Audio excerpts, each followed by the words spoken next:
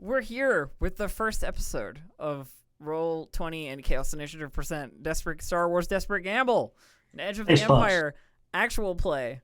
I couldn't even get through my first introduction without somebody inserting some bullshit. Good. Perfect. It's called the Chaos Initiative for a reason. Right on schedule. Couldn't even get the first one out. But it's all good. Welcome, friends. Both in chat and my players. I hope you are ready to play some games. Yeah, I don't have any announcements because I kind of do that on the other show, and I didn't have like a For Friday thing from Bunny, so it's fine. I don't have a standard script for this one. I think okay, well, we did introductions on Session Zero, so I don't need to go around that too much. But let's just do like a casual roll-in like we do on every other show. Has anybody done any cool stuff that we should hear about before we get started? I want to know. I played Alice is Missing twice this week. Oh, you did it twice? Cool. I thought you only played I only heard about the one I did it twice. I did it Sunday with Hunter's Entertainment, and then yesterday with Live Action Role Play. It's a lot of fun. I want to play that game again. I like that game a lot. It's a really beautifully designed game. Just a really beautiful game. And then I had a couple of things get announced that I'm doing that I'm very excited about. So it's cool. Great. Cool stuff. More new good stuff on the horizon. Always a fun time. How about you, Gabe? I literally didn't get to exchange a single word with you before we went live because you're That's fair. So it was announced today that along with Dreamless Jen, we're doing 2 little panels for Gish, the international scavenger hunt thing that Misha Collins hosts. Oh, Gishwas. Yeah. So we're gonna be doing stuff about puzzles and creation and theory. So that's gonna be a lot of fun. Yeah. I'm very excited. Yeah, that's awesome. Andrew, Dave, anything to report of your week? Andrew looks suspiciously quiet. No? Nothing to report. All right, cool, great. I didn't do anything, but guess what? There's Final Fantasy VII Remake news, and I love that shit. And that was last night, so I'm really excited. And there was lots of lore in that, and I was freaking out. I have not heard this news, but I assume that it is good news, yes? PS5, new chapter, starring Yuffie. Oh, and the shit that's going on right. Sideways to the beginning of the game. That's cool. Including the inclusion of the stuff that's only part of the series after in Dirge of Cerberus, but checking what they're up to during the timeline of the actual game is sick as hell. Nice. That's why you bring in a compilation. Just sounds it's like extended universe logic, right? Being applied to Final Fantasy VII. Yeah. I was gonna say it sounds like the kind of thing that if you know a whole bunch about it, like about the setup of it, you get a lot more out of it than if you just like I don't know that stuff. So. Also, there were mobile games announced, but like a guess. Yeah, fair enough. All right, you cool. care? Sorry, some people care. Some people care, but not me. Yeah. I don't want to downplay people who play on their phones. I do. Like, it's legit. I do. You're still a gamer. There's one game that I play on my phone, and then like I play it to the point where like oh my god, I got a new phone. Oh, I can transfer my data. Like they got me. What game is it? Okay, it's one of those anime gotcha games. Free shout out. Which one? So there's one for the Fate anime series. Yup. Yeah, Grand Order. Yes. I'm aware. I know. We keep doing this like every time we talk about stuff. Because you didn't like mobile games. Yeah. I just know things. I can't say where I know it from, but I'm aware of it. Yeah, fair enough. They watch anime and they know things. Wait, Dave's ears and eyes are open. You can't say because you forgot, or you can't say. It's a secret, Gabe, obviously. They cannot give you their sources. Just I can't really say just these what's really sorts of things interesting. online. I can't tell you where I got information about a public mobile game. Yeah, no, it's clearly a secret. Do we need to know? We don't. We totally don't. We totally don't. No. But I can tell you the why. way that you phrased it was such a like I know things, but I can't tell you how I know them. Lives Like- near back the on. mine in England where all the raw anime gets pulled up out of the Ah, soil. the anime Because England mine. hasn't mined all of its anime yet, right? Whereas in Japan, it's all they've tapped out, so they have to go elsewhere. They've had to Yeah, seek it's the- anime supply in other lands. It That was the sentence was secret, so like- weird, and I'm so focused on it now. It was because all I could think of was like, wow, so England is colonizing anime now. Okay. Well, I just see like an English person with a pickaxe, and you go, "Hey, ooh," like hitting stone. You just and hear mining, oohs. just mining out the anime. Yeah. Yeah. God, that's on film. Yeah. Anyways, It's a Good job. it's an incredibly Good dangerous Is profession. anyone watching good anime? I haven't watched This an anime. season? I haven't watched an I'm- anime in some time. I'm just waiting for the final season of Fruits Basket to come out. That's literally all I'm interested in right what am now. I watching? Jujutsu Kaisen, which is That's so great. good. So good. Animation is amazing. It's really weird that they reference Jennifer Lawrence in it, even in the sub version. But that's a whole What? separate point. What? They talk Hey, about who's your ideal woman, Jennifer Uh, Lawrence. It's a plot point. We need to I talk mean, to them. We need to talk to no. them about their taste. Hold up. We ain't Well, gonna talk about J La in this house. You're putting on a desperate gamble here, Aki. That's a desperate gamble you just took. It's a gamble. You said the thing. You said the title. I don't think there's anything particularly wrong with her. I just think there are better choices. That's fair. I mean, Oh my god. to each. Jay. To And to they each, took a yeah. drink afterwards. I do really like that one gif of her being like, okay. Okay. That's pretty incredible. Yeah. So, you know, All I she's made her know about contribution to culture. She rubbed her butt on sacred rocks. What? She did. She like crawled all over Hawaii. I know. Oh, that Went sounds way places less. she wasn't supposed to go. I mean, Okay, I didn't say she wasn't a. I didn't say she was a good person. highly She was disrespectful. attractive. Said yes. I'm not saying she's not nice to look at. I'm just saying there are better choices. This is a weird conversation. There's always Yeah, those it is. choices. I'm like not. Anime I'm not. mining in I'm not. England. I'm not sure what Fuck to anime. what to do. All right, I'm watching 3 shows this season: Jujutsu Kaisen, Spider, and Mori Zero, which is just suffering every episode. Actually, the last episode is not suffering, and I was so confused. The existence of an anime for our I'm a spider so what makes me want to watch an anime again. It's really interesting, actually, because it covers a bunch of stuff that's just not in the manga. Oh, okay. Well, I've read a lot of the manga. I don't remember. Yeah, I got to you the know point where how- it was like I was done with what was available, and then I never went back. So Yeah, you know how it says her whole class got transferred over? yeah. It does a bunch of side stuff with all those characters and Oh, like what okay. they're actually doing, Alright. because they all get reincarnated as like heroes and princes and shit, and they're like, there's a few people missing every episode, then it'll cut back. All right. should Well, just I find out. mean, I guess I will watch it then. I guess I will. Yeah, it's real good, real good. I have nothing else to add. Perhaps we should move on to a Star War because we are Yeah, here. right. I think the first thing that we want to do before we really kick anything off is just get a reintroduction to our characters and talk a little bit about them, so that folks know whomst we are. So if anybody wants to, go first, feel free to take the reins on that.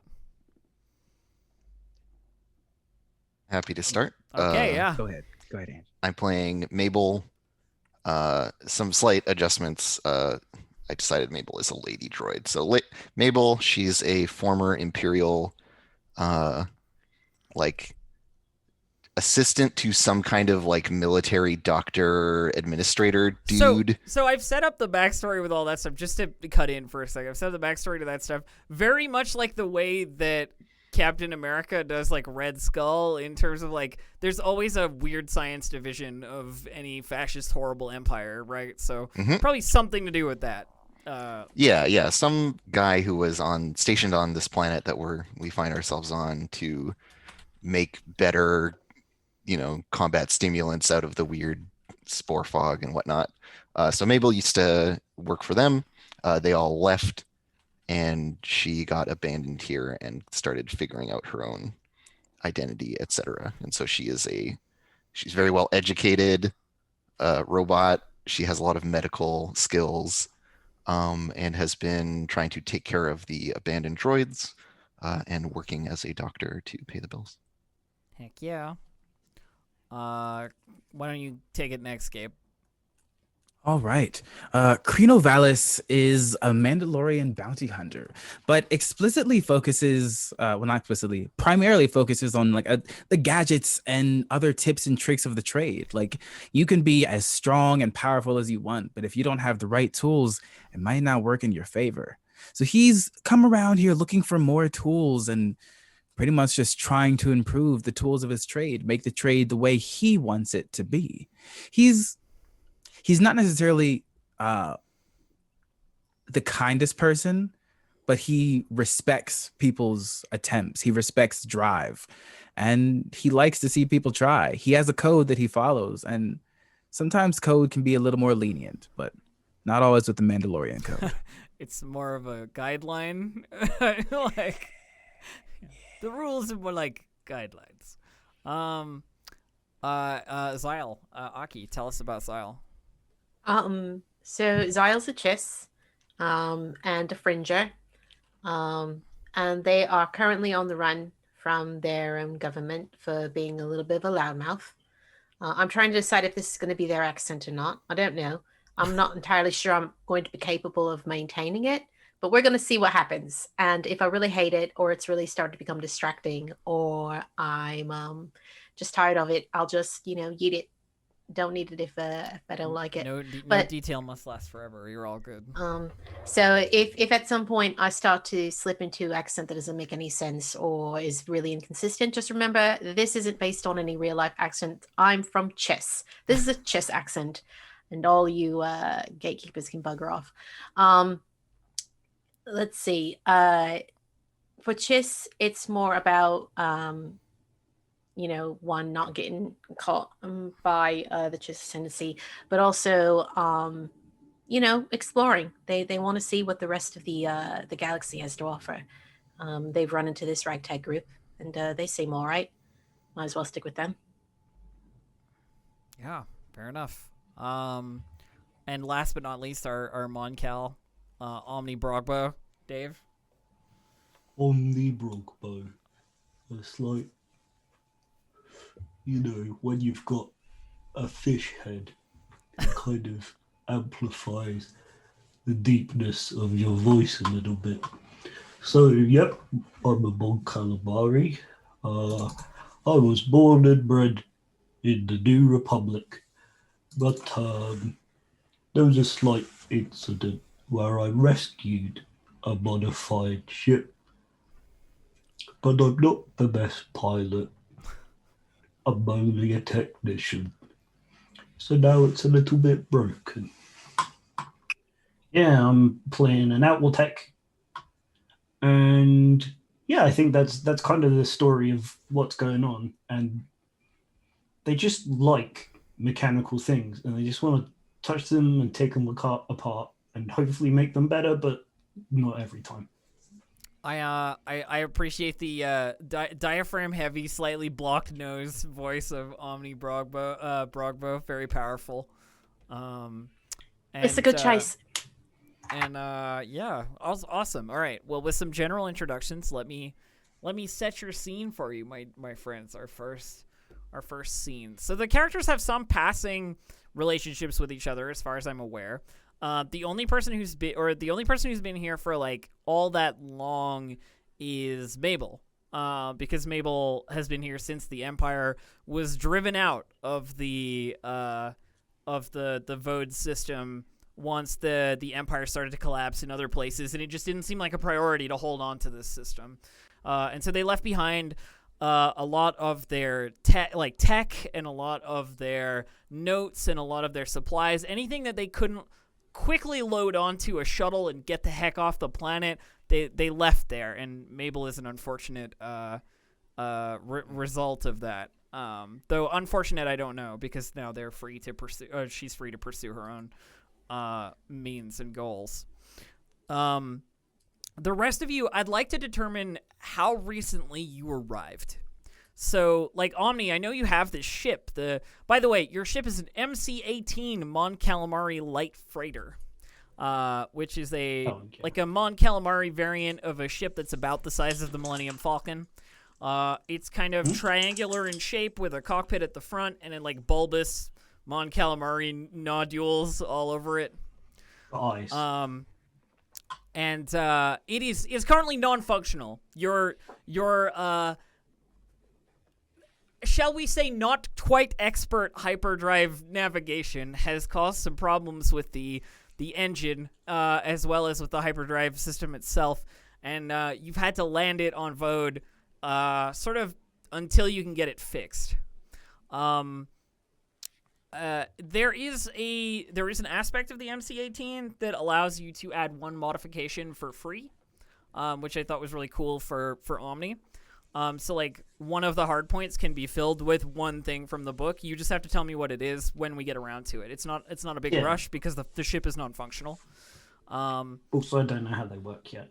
So But we'll get there. but sort of how long ago did you get stranded on Vode after, you know, not quite crashing but not quite landing perfectly the MC-18? All right, have we got space months? I can't remember how you Just characterize time in regular time that I know in human life. You know what I mean? I 0.03 parsecs. Is that God. speed? a or parsec is a distance. It's a measure of Dave, I distance. love you. I love you too. I did tell you to tell me in regular time, then you just said parsecs anyway, but it's cool. Yeah, like probably I'd say a couple of months, enough to kind of get Okay. the lay of the land and know who's got what, All right. but not enough to have got a big job yet, which I imagine this first one. So will be. you've kind of been establishing yourself as like a useful handyman, quote unquote, over the course, handy person, over the course of the last couple of months then, maybe? Yeah, I mean like air quotes useful. Yeah, air quotes useful, but you know how to It's fix like things, theoretically. 60-40, whether or not it'll come back better than it. Oh, okay, can. so it's a bit of a coin flip as to whether or not it'll work better or worse once Omni gets their Yeah, hands because I on it. like to make modifications, and sometimes, like the ship, they make it worse rather than better. Yeah, fair enough. Zyle, how long have you been here hiding from the Chiss Ascendancy shadow ops that you're sure are after you for having left Chiss space? I imagine Zyle's been kicking about for like something between maybe a couple of weeks to a month. Okay, so like fairly recently, a couple weeks. Yeah. Long enough to at least have gotten to know Omni Brogbone and get their eye fixed. Okay, yeah, the cybernetic, yeah. Right. But not so long as to have actually like figured out a way to make themselves useful just yet. They've been keeping a fairly low profile. They're not trying to like really do anything to contribute to society just yet. Fair enough. Mostly because they haven't been called upon to do so. And they're of course, shadow ops after them. They don't want to draw any eyes if they don't have to. So Zyle has been sort of laying low. Have you been looking for any jobs on the sly, or like talking to anybody about your proficiencies? Because you're an explorer, right? You're Yeah. you're a fringer, so you're Right. I mean, I think they've just been trying to get their wits about them, like, figure out all the hidey holes, make sure they've gotten a fairly good idea of like who's really in the know about everything. So they've been laying low, but they've been watching. Like they're trying to get an idea of who's pulling the strings around here. Well, certainly if you're keeping your eye out, you've probably been hanging out at Madame Harani's House of Pleasures, the central sort of cantina location of the small Vode city. I imagine if she's allowed them to, they've probably actually been living there too. Probably, yeah. Yeah, it's just probably where they've been staying. If you have a little credits left over, Madame Harani's got rooms. Madame Harani being a blue-colored Twi'lek lady of not advanced years, but certainly mature years. It takes all kinds. Mm-hmm. What about you? What about you, Krino? How long has Krino been on Vode? Probably been on planet for 3 or 4 months now. I like that. Yeah, that's sweet. Yeah. So if I might fill you in a little bit, Still. you probably ended up here because Vode has sort of a power vacuum thing going on at the moment, with the Imperials having left over the course of like the last year-ish. Utico, the company that runs things, the United Timber Company, Utico, who historically have been crafters and manufacturers of fungal wood, which they get from the fungal jungles of Vode, have sort of taken over and like turned from a company into kind of like visibly more of a gang. The employees are starting to carry blasters, and they're taking up the patrols that the stormtroopers used to do, and like these kinds of things like are happening. The government of Vode is basically run by this company as well. CEO equals president to a certain degree around here. But there's always room for a proficient bounty hunter on an up-and-coming law is sort of a suggestion kind of a planet with a group trying to establish a not a chokehold, but a position of power. You know what I mean? So there are maybe one or two other bounty hunters that you've met since you've been here. But like it's mostly free game at the moment. I don't think. Oh, actually, here's a question for you: is Krino part of the Bounty Hunters Guild, like officially yet? You know what? I'd say not yet, actually. Yeah, I like that. So you've met one guild member, Kel Shaw. She's an old human lady, who as a person who's been taking bounties across the galaxy for a long, long time, but mostly from like the Hutts or Black Sun or like various criminal organizations. She doesn't take Imperial bounties. She doesn't take Republic bounties. And she's always got an eye for where the like good setup will be next, if you know what I mean. And so maybe you knew she'd be here or something like that if you want to tie her in. But she's here, and she sort of runs the local bounty hunter kiosk. There's not enough space for a guild, but there's certainly like a record keeping place. That's perfect for me. Cool. All right, great. If there's anything historically that people want to tie in, or you want me to try and like work things in a little more directly, then I'm happy to do so. Or if players want to tie each other together a little more directly, then I'm happy to do so as well. But we can, from there, the setup is kind of good. Dave? Admiral Akbar was my uncle. Admiral Akbar was your uncle. Okay, you are. True. No, that's cool. You're tertiarily related to the famous Admiral Akbar. I'm cool with that. I don't mind. I would like Krino to have succeeded on a bounty accidentally. Like he didn't know that it was a bounty, but like he did something, either it was like a creature or a person, and like did not even stop them intentionally and got credit for it. So you've had some history with like Utico posted bounties, like I think so. Like you brought in some guy who attacked you out in the jungle or whatever, and he happened to have a bounty on him. Drove a speeder along, and someone walked out into the road. Yeah, it's like, what do I do with this person? It's like, oh, there was a bounty, and so it's like the accidental, not fame, but like accidental attention or praise, and it's like, damn, I have to keep that now. Well, yeah, and also like knowing that you're a person that company members can come to be like, hey, you take bounties, right? Is like a little bit different than from like you never having done so. Yes. So that's a good information for me to have. Thanks. Zyle, just keeping your head down, or is there anybody you've made like a personal connection to? Or are you floating, or? I think Zyle probably would have liked to have at least met at least one person who could kind of keep an eye out for them.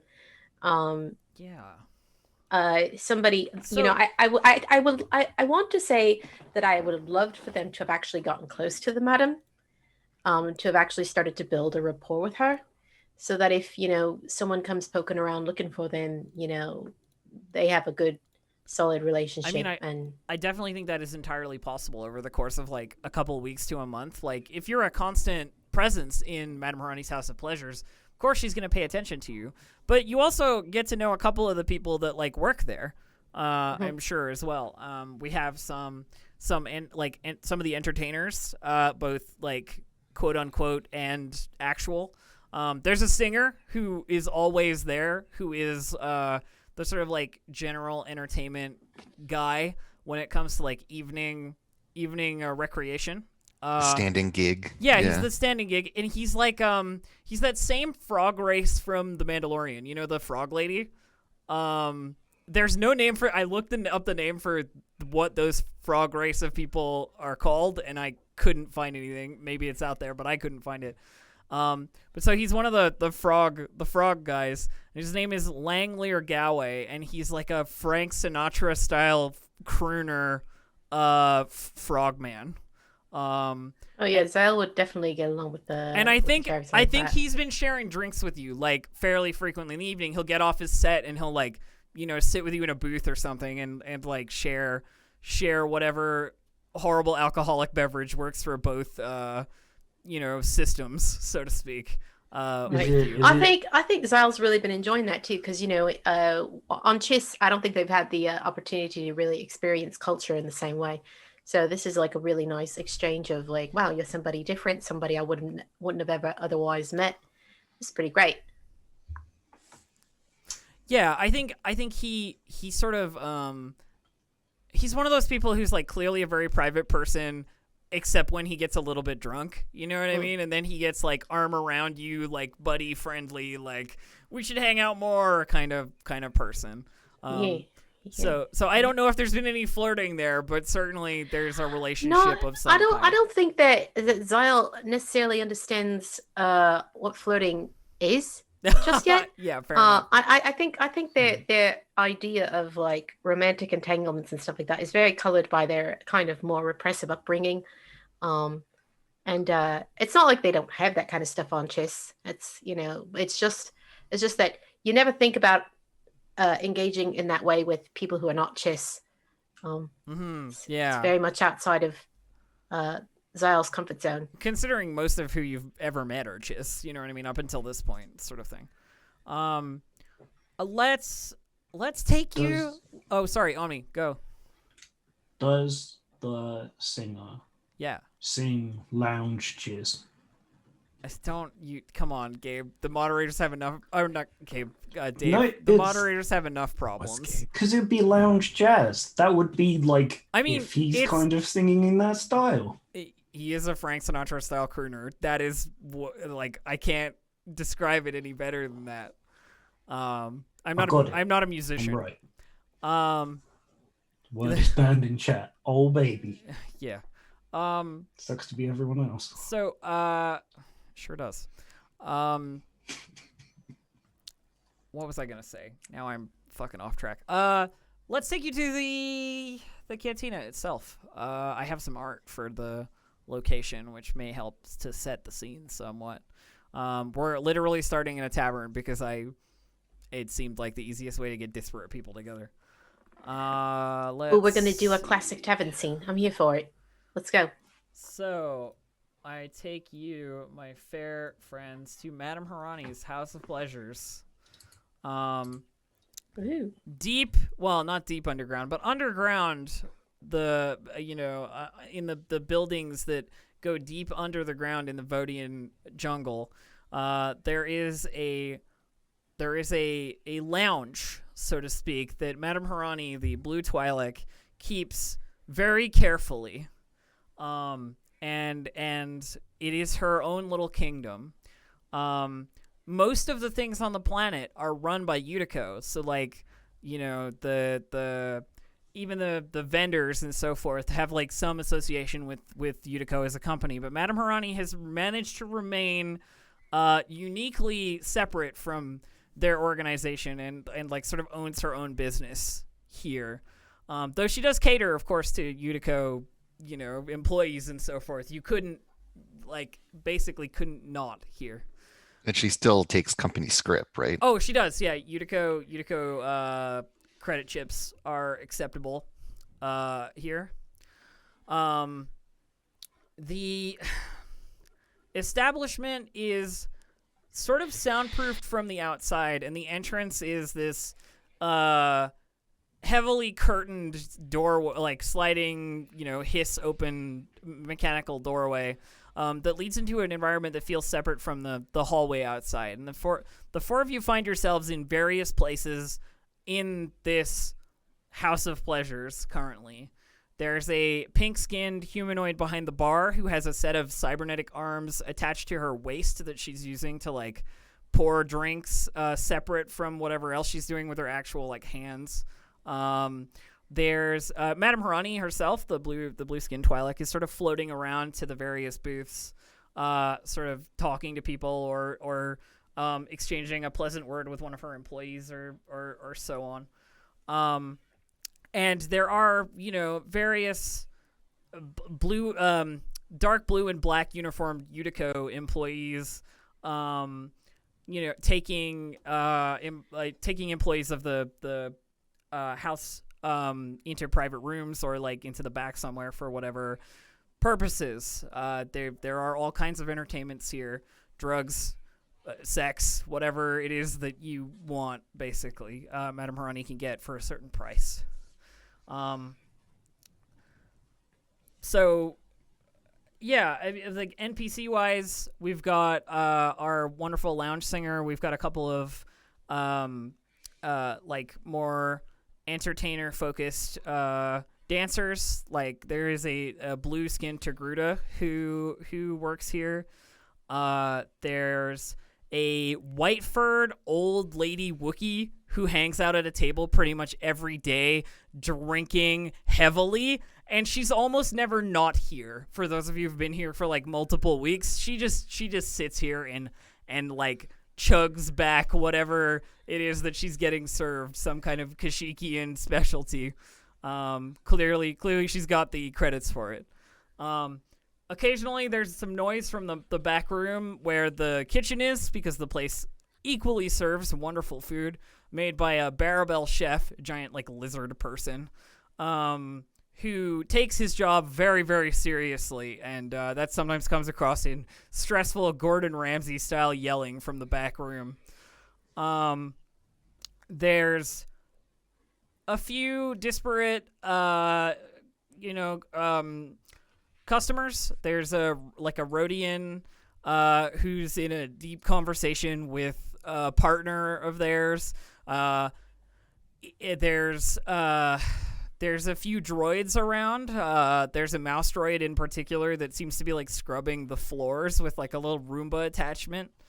There is a sort of bent towards cleanliness in the place. There's a lot of like maintaining going on, because the outside of the underground is all fungus and mushrooms and like overgrowth, and the idea that if any of that could get inside, it would do quite a lot of damage to like whatever sort of it got its tendrils in, that would be bad. So there's like a quite a focus on cleanliness in the place.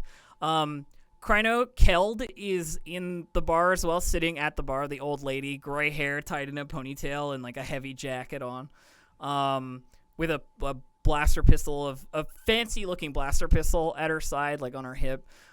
She's taking shots of some incredibly orange liquor, like neon orange, enjoying herself. And all of this seems like a private world, considering that outside it's, Durasteel corridors underground that are like curtained along the walls and so forth. It's a very different kind of place. If anybody wants to situate themselves, please feel free. I'd say that Zale's probably at their regular booth with a lager, something similar, space ale, whatever happens to be about, and kind of tucked as far back so as to not be immediately noticeable. Are you watching Langlier's performance? Because I'm Sure. sure he's singing at the moment. Yeah, I mean, if Lang's singing, I'm down to watch. He's very talented. So I actually have a rollable table. I needed to mention this because Bud Prince made a rollable table, D100 rollable table, of songs that Langlir Galway sings in this bar. Oh, So I gotta at least roll a D100 and see what we come up with. It's a pretty big catalog. It's like a bunch of titles. It's It's great. impressive. We got a 10. Let me check the rollable table for what is Langlair singing. what am I being serenaded with? They are singing a comforting, smooth, crooning, croaking song called Lily Pad in a Starry Pond. That is what the roll is. It's nice. Yeah. Very soothing. I think it's a good thing to enjoy your space ale with. And, It is just like a very relaxing. chill evening, you know. Yeah. I don't suppose I notice anybody here that doesn't belong. You could roll it for me. We can get First roll of the game. Our first actual roll of the game. Let me just check the skills list here. Now we've got to learn how to do a roll in the Star Wars. Could you Is this give me- vigilance? It's a perception roll, I think. Perception. Vigilance is related to like being ready for an ambush, so to speak. So like it kind of fits, but it doesn't exactly. Mm. So So let I me set up the dice pool. Cool. So we'll go to yeah. I am ready for you to roll on your your perception skill. I have one yellow and I have one green. Yeah, but you should be able to just click the button next to. Oh. Oh, I see. Okay, I got it. Cool. All right. So I'm seeing 2 yellows. Have we got a Oh. wrong dice pool in there That's somewhere? weird. Yes, I fucked up at the top here. Give me a second. Yeah, no problem. Let's try this again. Sorry about that. But good to know that does the thing. Cool. Now it's an accurate roll. Okay. You have unfortunately gotten 2 failures. Which is no good for spotting anything that might be out of place. In fact, you might be missing someone who is. Langlair's being distracting. That doesn't fill me with dread at all. I'm fine. But you do have one advantage. And if you look at the quick reference sheets that I have handed out, there is a one that can tell you what you can do with your advantage. The advantage/threat reference. So, with one advantage, you can spend it to add a boost die to a next allied active character's check or recover 1 strain. You don't have any strain at the moment, though you're in a nice place to, recover strain if you did. There's also, notice an important point, but you're specifically looking for, threats or what have you, so I can't have you subvert finding a thing because you failed to find the thing.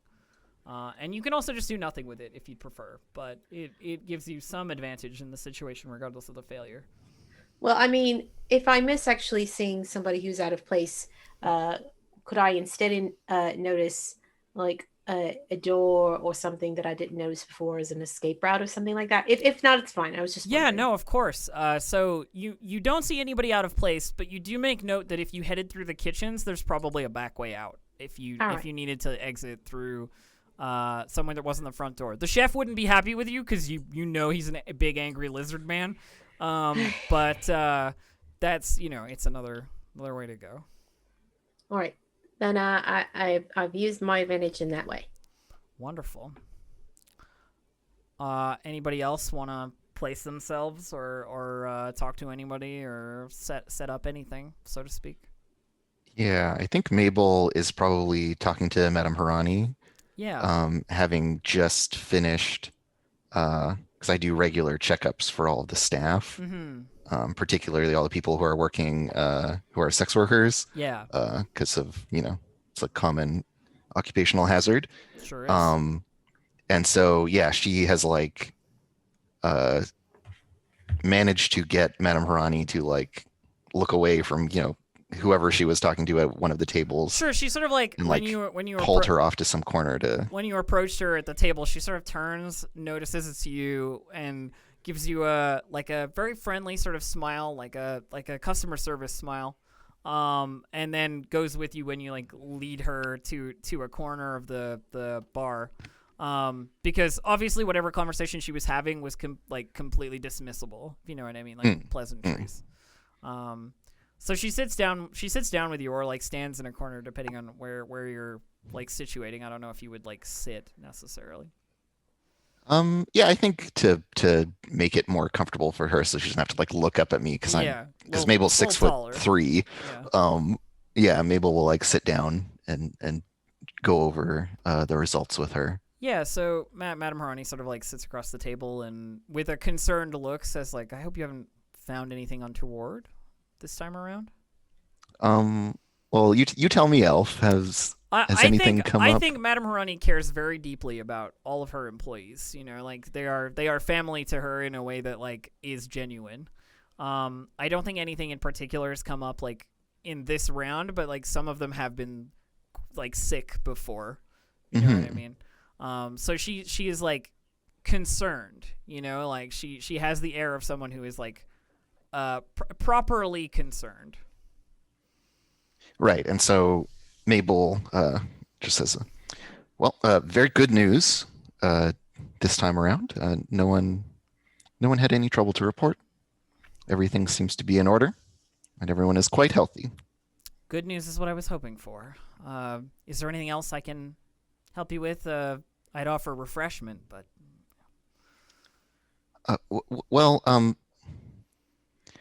there is the issue of well, you see, and not that I'm complaining about my compensation here, but the work that I am doing for you makes me some money, but I am still finding myself short. I have various dependents who have need of new parts, repairs, adjustments. And I was hoping to find some additional work, and you seemed like the best person to speak to. Well, knowing that you're looking for more than I'm currently offering is always good to know. I'm sure I can find you something in the short term, in the future.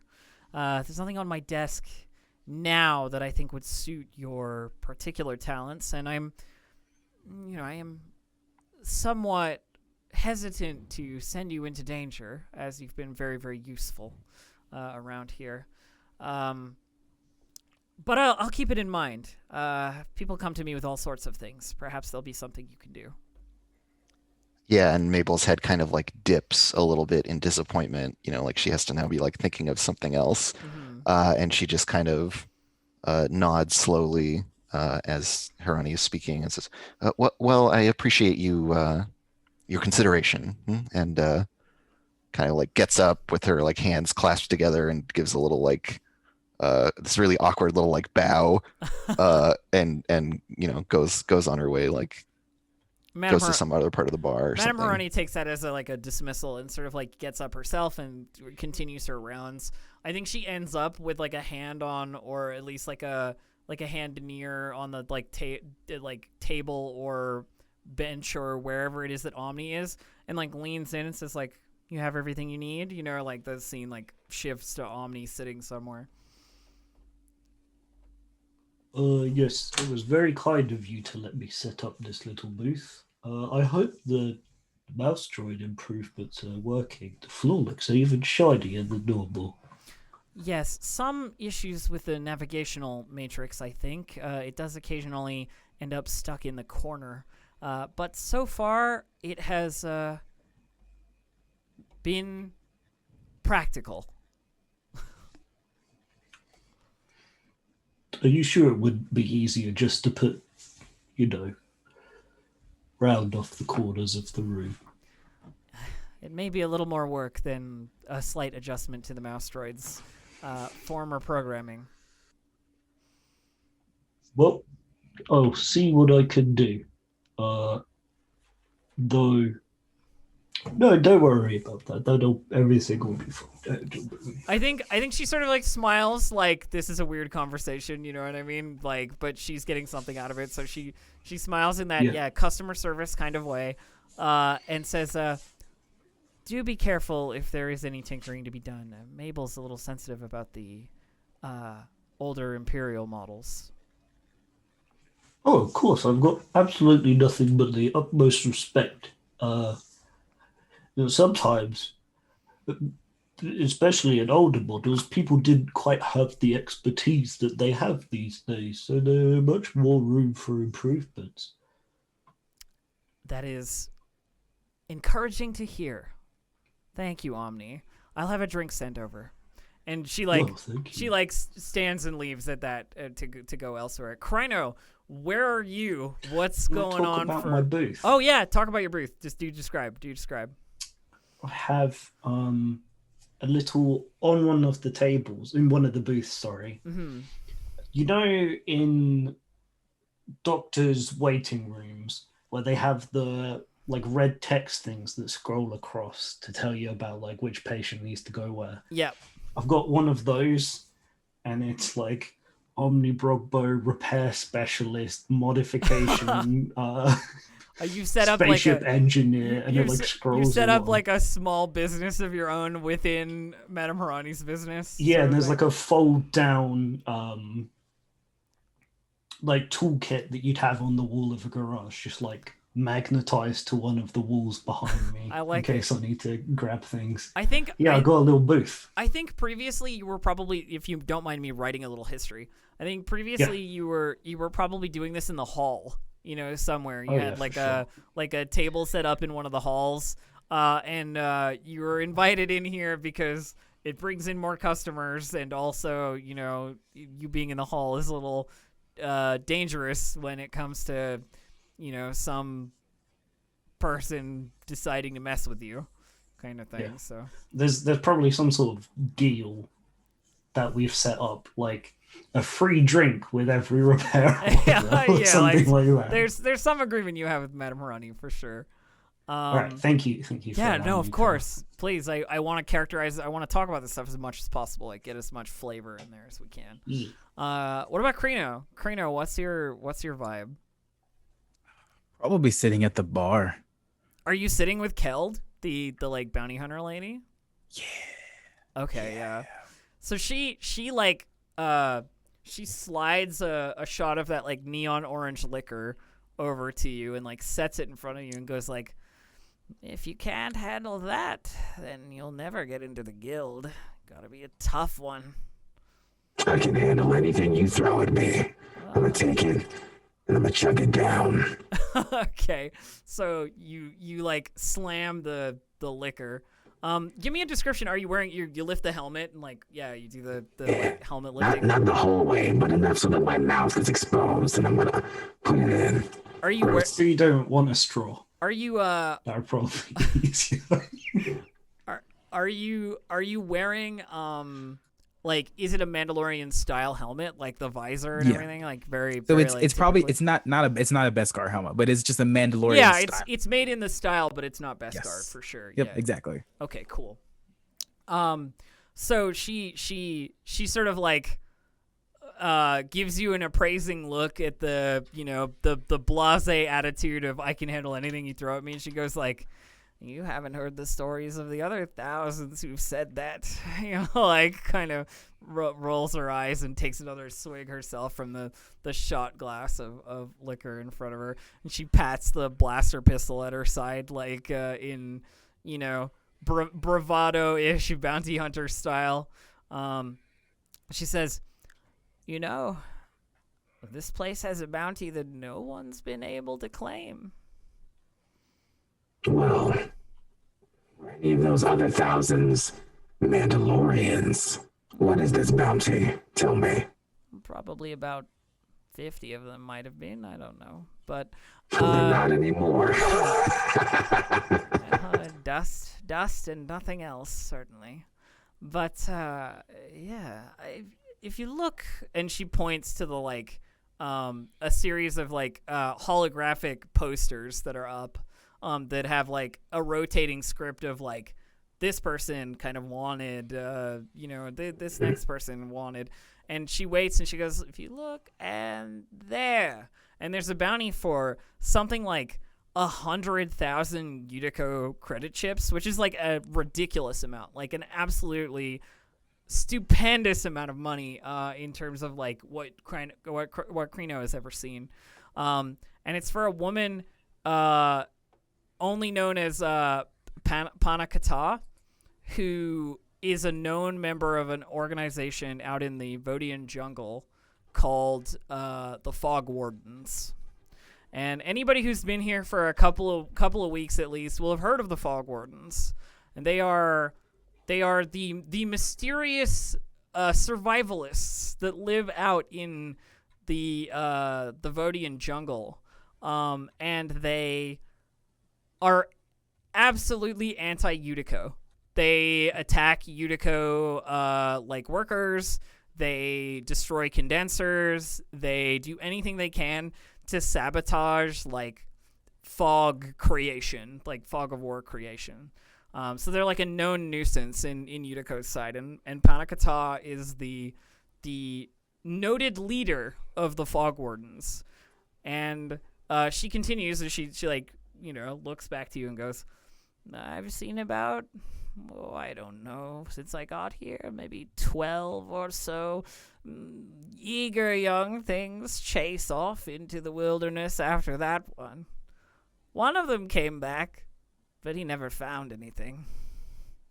Who came back?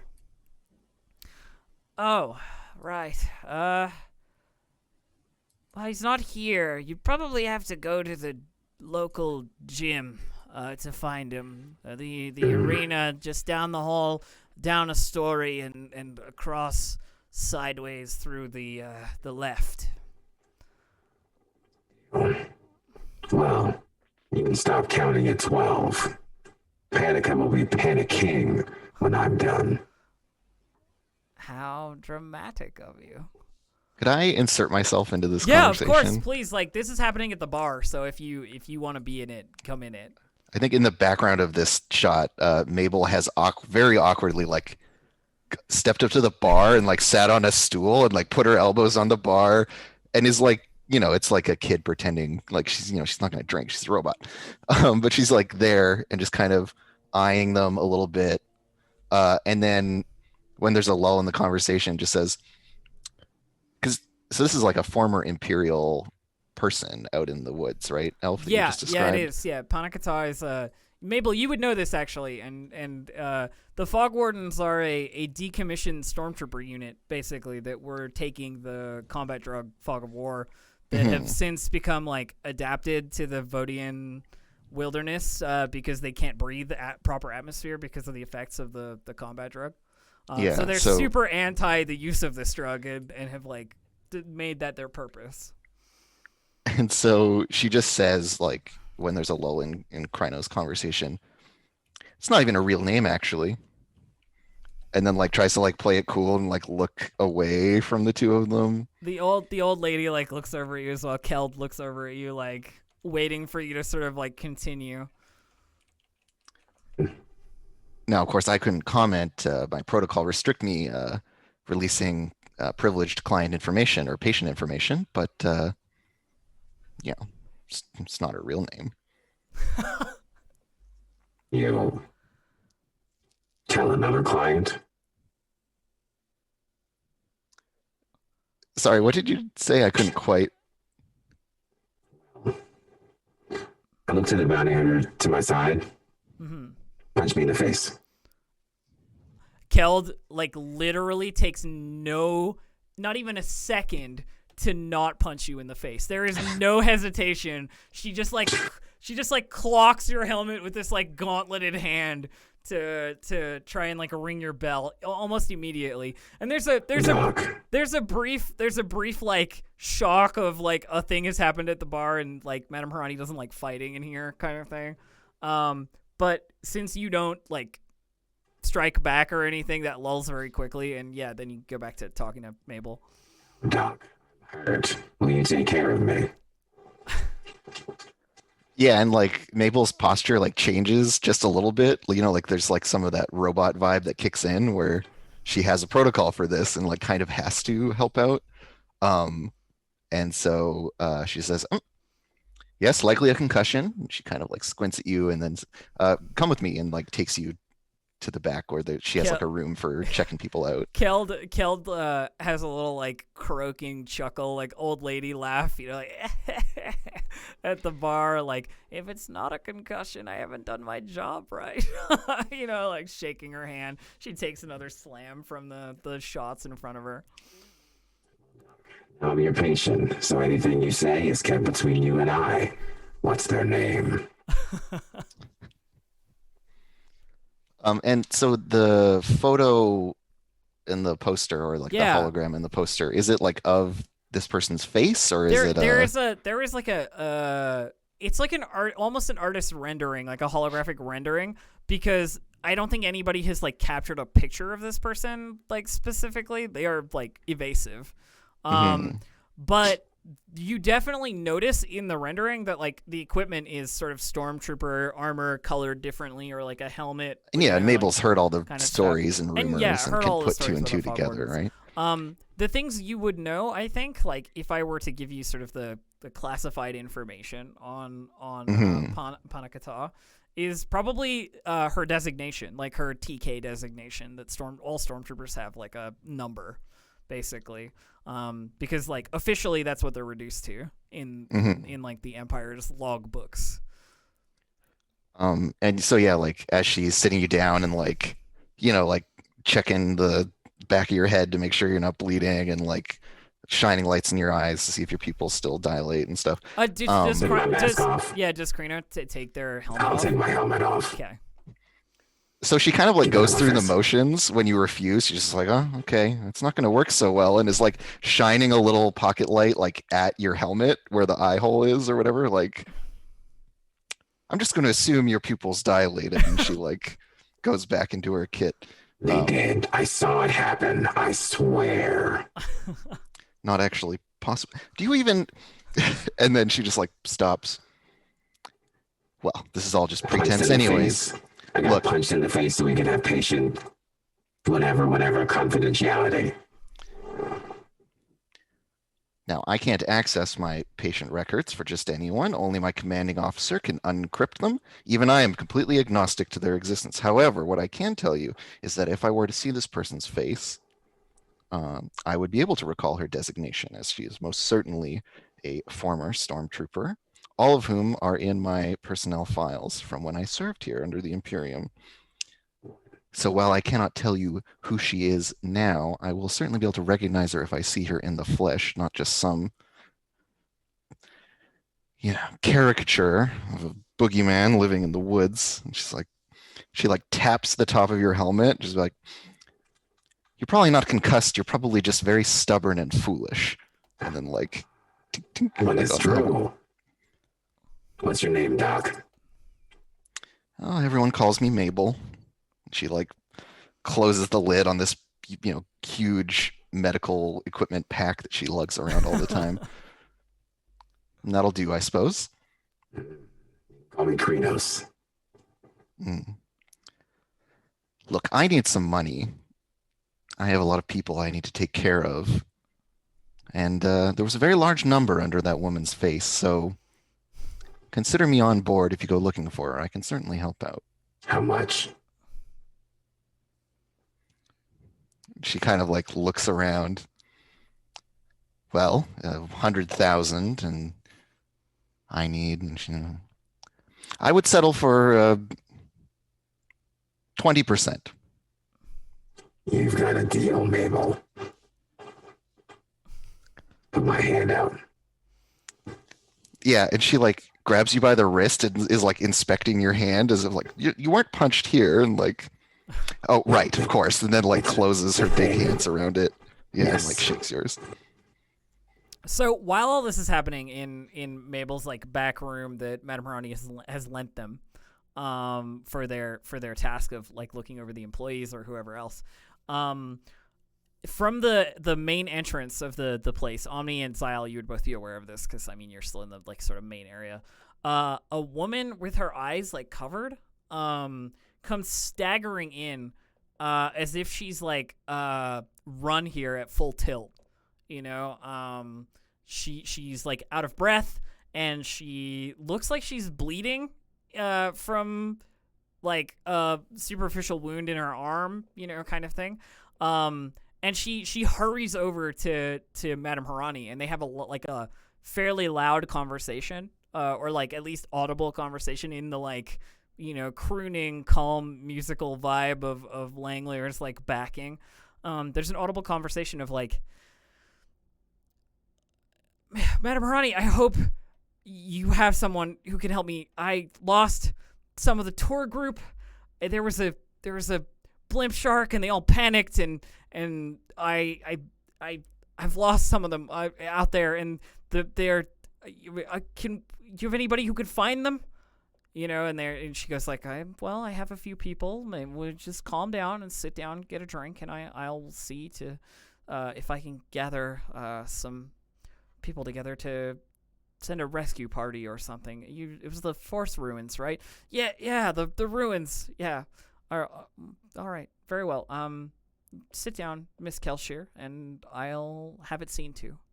And she like walks over to Zyle's booth, or where Zyle is sitting. I don't know if it was a booth or at the bar or what have you. I'm at a booth. Yeah. It says, "You're a expert in the wilderness, aren't you?" I mean, I'm not quite sure how you found that out, but You live in my home. I know things. yeah, sure. I have the ability to do a bit of tracking here or there. Yeah. There is a few members of a lost tour group who have been misplaced by their guide, Miss Kel Shaw. She sort of like looks over to the woman in the other, like sitting on the other booth. It would be Misplaced seems like a strange word to use for lost. I'm being delicate. What can I say? Oh, yeah. But I would be willing to pay for their retrieval if you are looking to make a few Utico chips.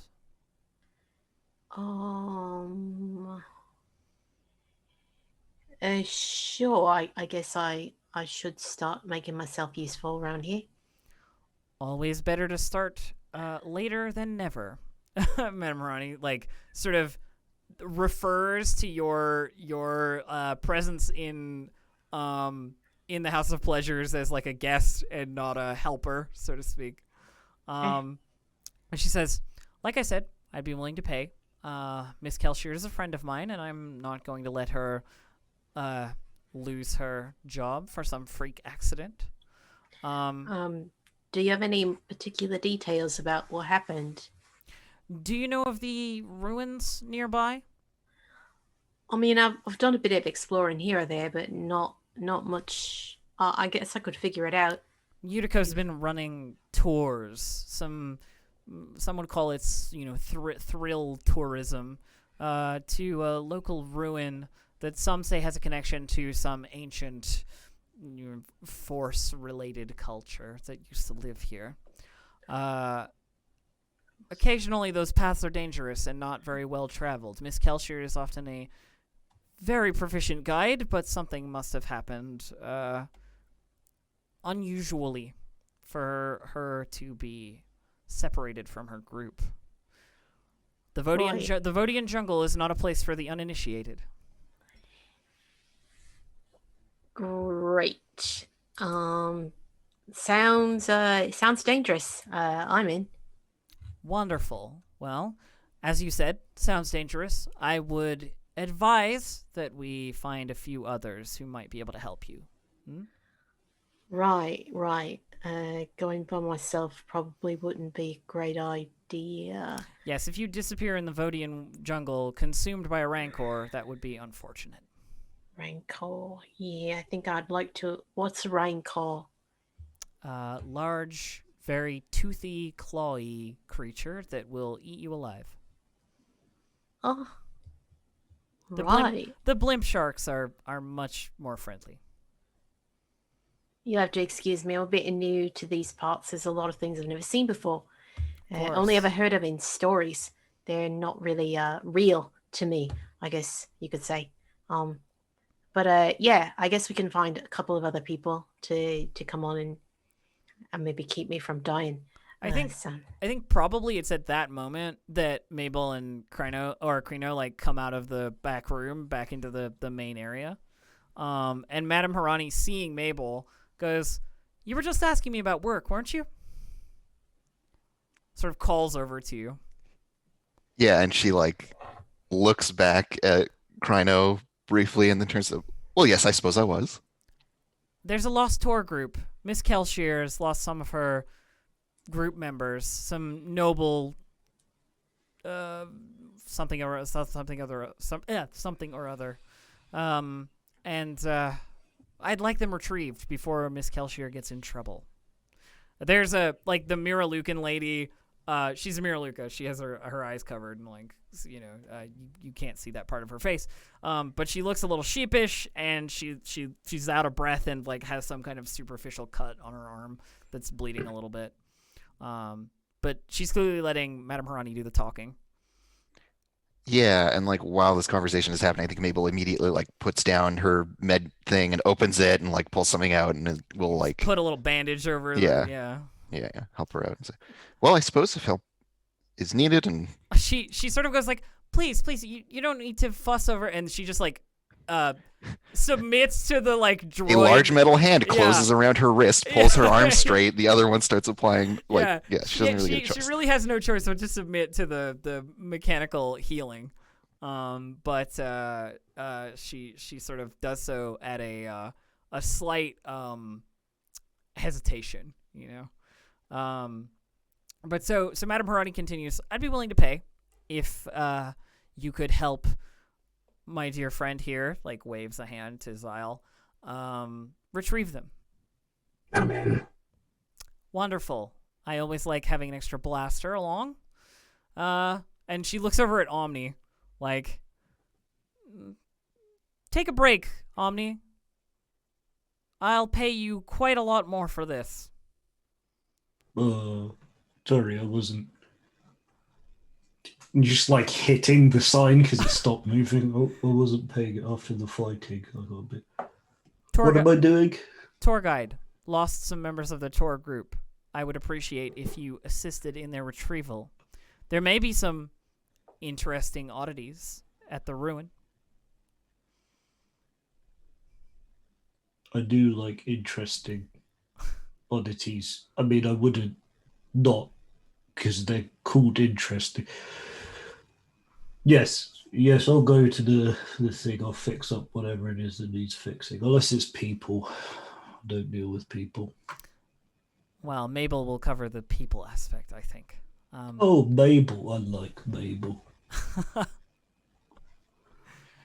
Now, I'll leave you to it. Miss Kel Shaw, I think, can probably fill you in on whereabouts these individuals were lost. Come to me when you bring them back. Sooner is better. Later would mean noting their disappearance, and I'd rather not do that. And she sort of goes about her business, leaving you to sort of group up together and make your introductions, or if you need to, or talk to Zara Kel Shaw, the Miralucan tour guide, so to speak. Right, you're the one who made me the eye. Thanks. It's been working out pretty all right for me. Hello. It was Omni, in case you've forgotten. Omni Brogbo, specialist repair, mechanical something, fix something handy person. That's a really concise title for what it is you do.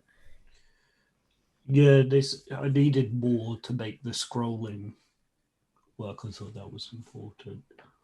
Right. The sign in the background flickers a little bit, Omni's mechanical scrolling sign. Again. It flickers a little bit, and you can see that it used to say something fresh Kawaki and monkey lizard steaks available or something on it. That's burned into the back of it. Yeah. And you're the doctor, yeah? Quite. Mm-hmm. Cool. I'm Zyle. Still a bit new about here, but apparently I've been conscripted for a mission of a bit of hide and seek. Apparently, I guess we should probably talk to the tour guide. I have her here, and Mabel just plops her She's in the middle of the group. Currently being manhandled by Mabel, and patched up, and Zara looks to between you all and goes, I really appreciate your help on this. Well, I mean, we surely couldn't let a bunch of random people die in the middle of the jungle, I suppose. Her attention does change. Like she's clearly not blind. She can clearly like see in her way. Is that like as voices happen, she like looks at various people. Are you a real bad DeLorean?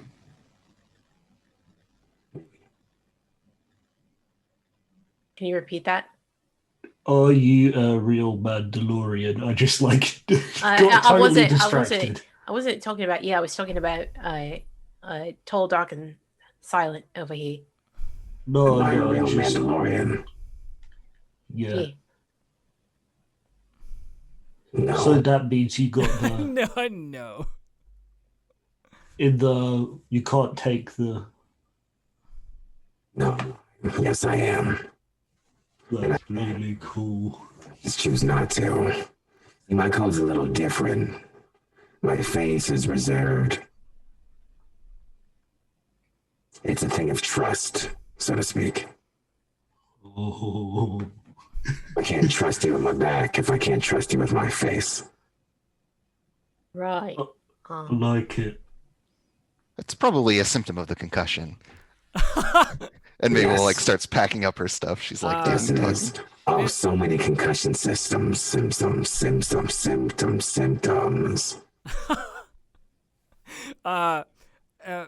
So, Zara continues to speak while like once there's a lull, and goes, so the pair that I've lost are actually the youngsters of a visiting business associate of Utico.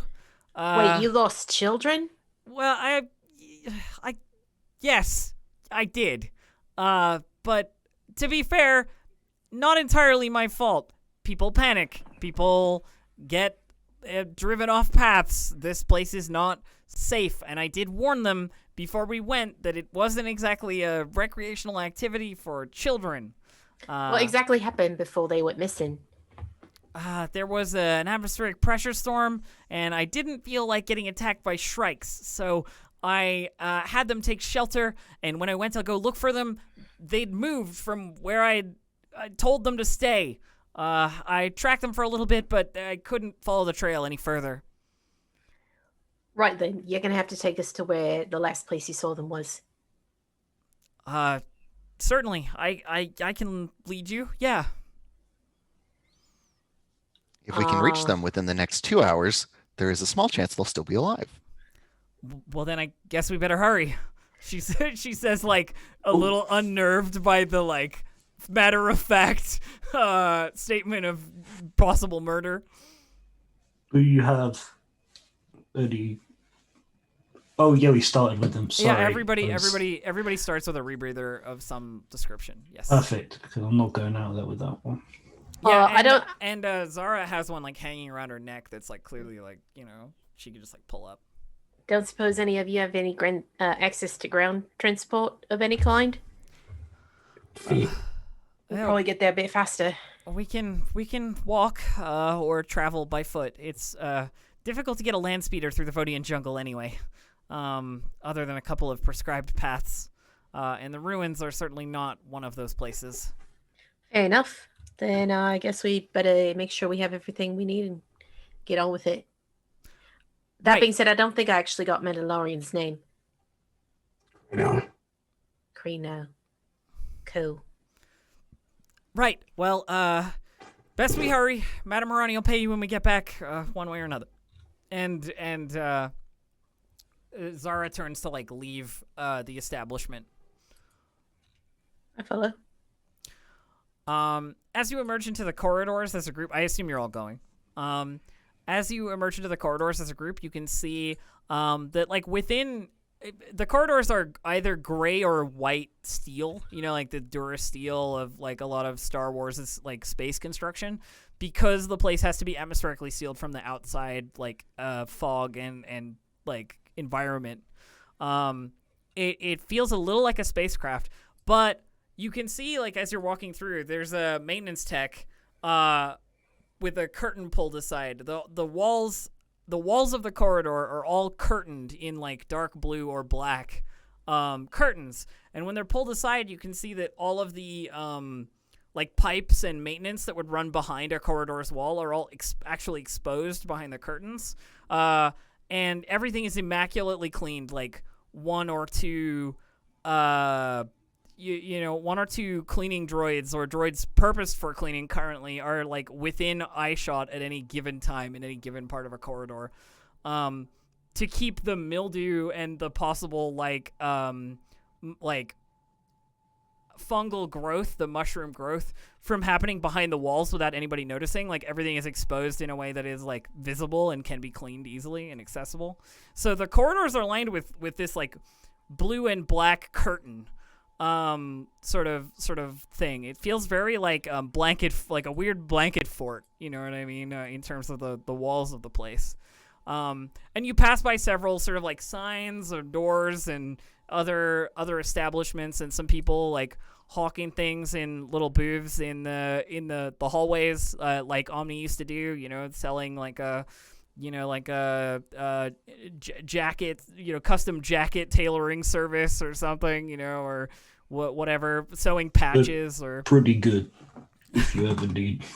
Yeah. I did an extra, like pull it out, and I have kind of like a folder of like things nested in there. I like it. Incredible things. And you also see in the corridors a few Utico uniformed like individuals. They wear these like dark blue and black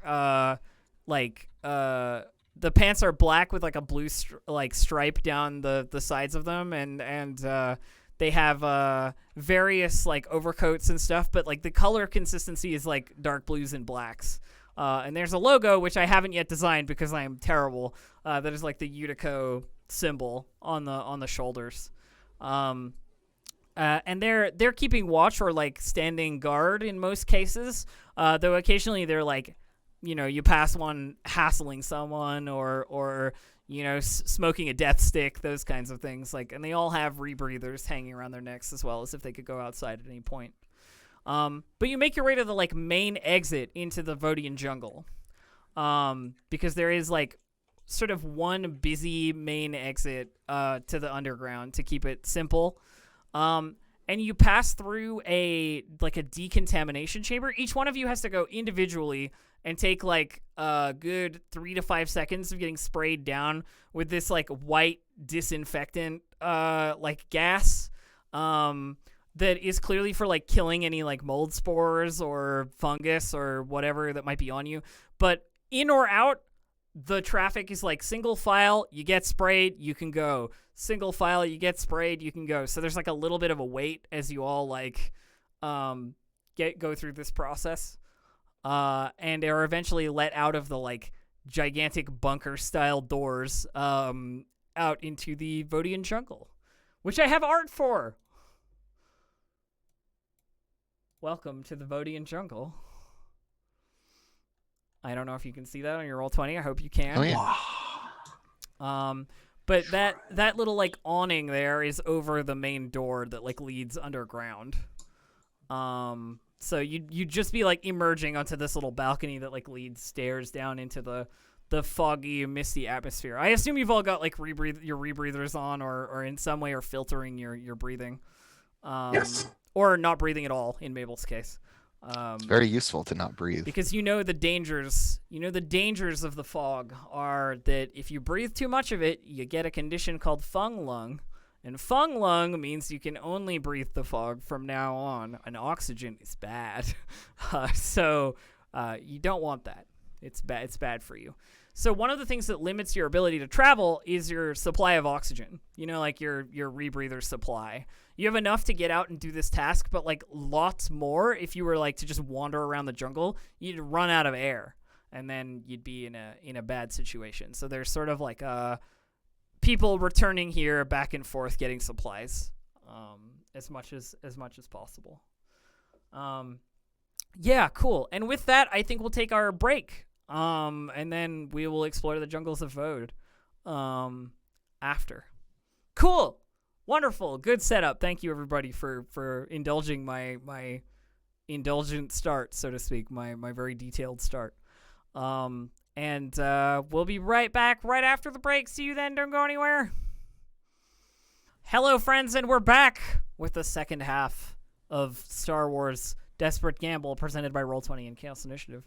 So our party has just left the safety of the underground of Vode City and are headed out into the jungle, the Vodian wilderness, pictured here, for all to see. The fungal overgrowth, the giant mushroom caps and creeping mycelium style mold that seems to grow before your very eyes. Like, the overgrowth is intense, and those of you who've been here like a fairly long time know that one of the only ways to really cut back on the fog in the environment and the fungus itself is like the extreme use of flamethrowers or something equally as like organic life removing, typical weed whackers will not work here. The things are far too resilient or far too capable of growing back fast. So occasionally you hear the sound of a like click whoosh of orange gout of flame being, fired off near the door where you've exited and the paths around it to try and keep things clear. These Utico employees with like rebreathers on and looking very serious with these like sort of propane tanks clearing sections of the wilderness around the actual entrance to the underground, because if this gets overgrown, there's no way to get out. Basically, there's no other exits. It's around here, Omni, that you'd be able to see where your ship is parked from a distance. So you can see on our little picture here, there's a platform that like overlooks a canyon. Down in that canyon is where all the like vehicles are parked. And you can see a glimpse of your MC-18 being tended to, making sure that it's not getting vines and fungus growing over it or anything like that. There are like dock crew who keep the perimeter clear with sort of like electric fence maintenance, if you know what I mean. It's like a fence that would burn anything that like touches it. And that keeps the growth from being able to like take over the ship platforms. Big like blankets over the things probably as well. So yeah, like exactly like a what do you call it? Like you would put on a car outdoors in the winter in like a snowy place. Yeah, you put like a cover over it, sort of thing, like a big tarpaulin over it. That's a great detail. I love that. Hey everybody. That's my ship down there. You own a ship? Yes. Doesn't look like it's working anymore. No, it's just in for some routine repairs, and then just like a small kind of explosion. Yeah, there like a piece of it just like falls off under the cover. Yeah. Yeah. Exact routine is that? Power converters, couplings, you would understand. It's spaceship stuff. I do. Oh, yeah? Yeah, and from what I can tell, you're full of shit. I mean, That's there's no why shame I'm in it. getting paid. Zara Certainly no. Zara looks back to the group and goes like, maybe we can talk about the ship once we get back. Mabel did say 2 hours was probably reasonable for the survival of the kids, and I'm hoping they'll be alive. Oh, don't worry. That was only an estimate. I'm sure they have. And then she just stops.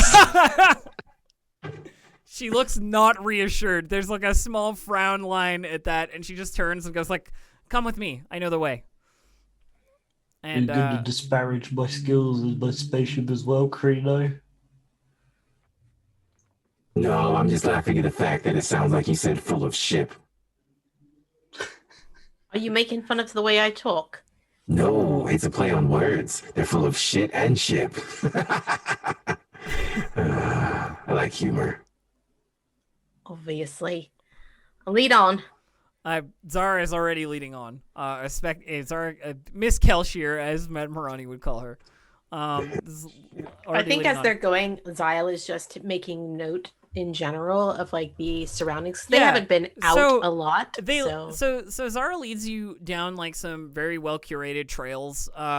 It's clear that like a lot of this has been pushed back or clear cut. There's small versions of those electric fences like around some of these paths that would like cut anything off at ground level if it tried to like crawl over the pathway. But mostly it seems like it's done like maintenance day to day. You know, a guy comes out here and like cleans the path off with like a, you know, some kind of like napalm style flame device. It is that bad. Like the overgrowth is constant. But nearby to the exit to Vode City Underground, it's kind of okay. You can see in the sort of like sidelines that you're passing through that there are buildings or like the facades of old buildings out there that have been completely covered. Like, you know, giant mushroom caps growing out the top of like 3 or 4 story buildings that may have been made when the Imperials like first landed here, and like surface construction was still the ideal, but they could never be sealed or protected properly, and like they've fallen into sort of disarray or ruin. There are like a whole bunch of these buildings that nobody lives in and nobody has used for a long time, and they are entirely overgrown, leading to Vode's Underground. Mabel, you'd remember them when they were shiny and new, but that was some time ago. And the Vodian jungle reclaims things very quickly. I'm picturing one of those big like trapezoidal kind of buildings that has like a big Imperial logo, but instead it was like glass and it's blown out and there's a mushroom coming out of it. Yeah. And the building's like sunk a little bit. Exactly that kind of stuff. Hell, there's even like half a Lambda shuttle in like one of the old like docking Yeah, you can see bays. one of its like wings. Like kinda... one of the triangular wing points is like sticking up and like covered in moss and vines. That kind of stuff. You can see it in the distance. And it's clearly not where the path leads. The path leads on into the wilderness, and there are a couple of branches to this path, and the path that Zara takes gets like smaller and smaller and smaller until it's not a path. Like the other branches were to, you know, Utico's condenser farm, or like Utico's like fungal wood cutting operations, or what have you, and we're just like slowly going onto the like more rural choice until we're basically not on a path at all and we're just in the jungle. And it's at that point that Zara sort of turns to everybody. It's probably been about an hour you've been walking. Zara turns to everybody and says like, be careful. If something happens, just be ready to react, you know? I don't know how familiar you all are with the dangers out here, but things can happen pretty fast, and it's just better to be ready. Hold on.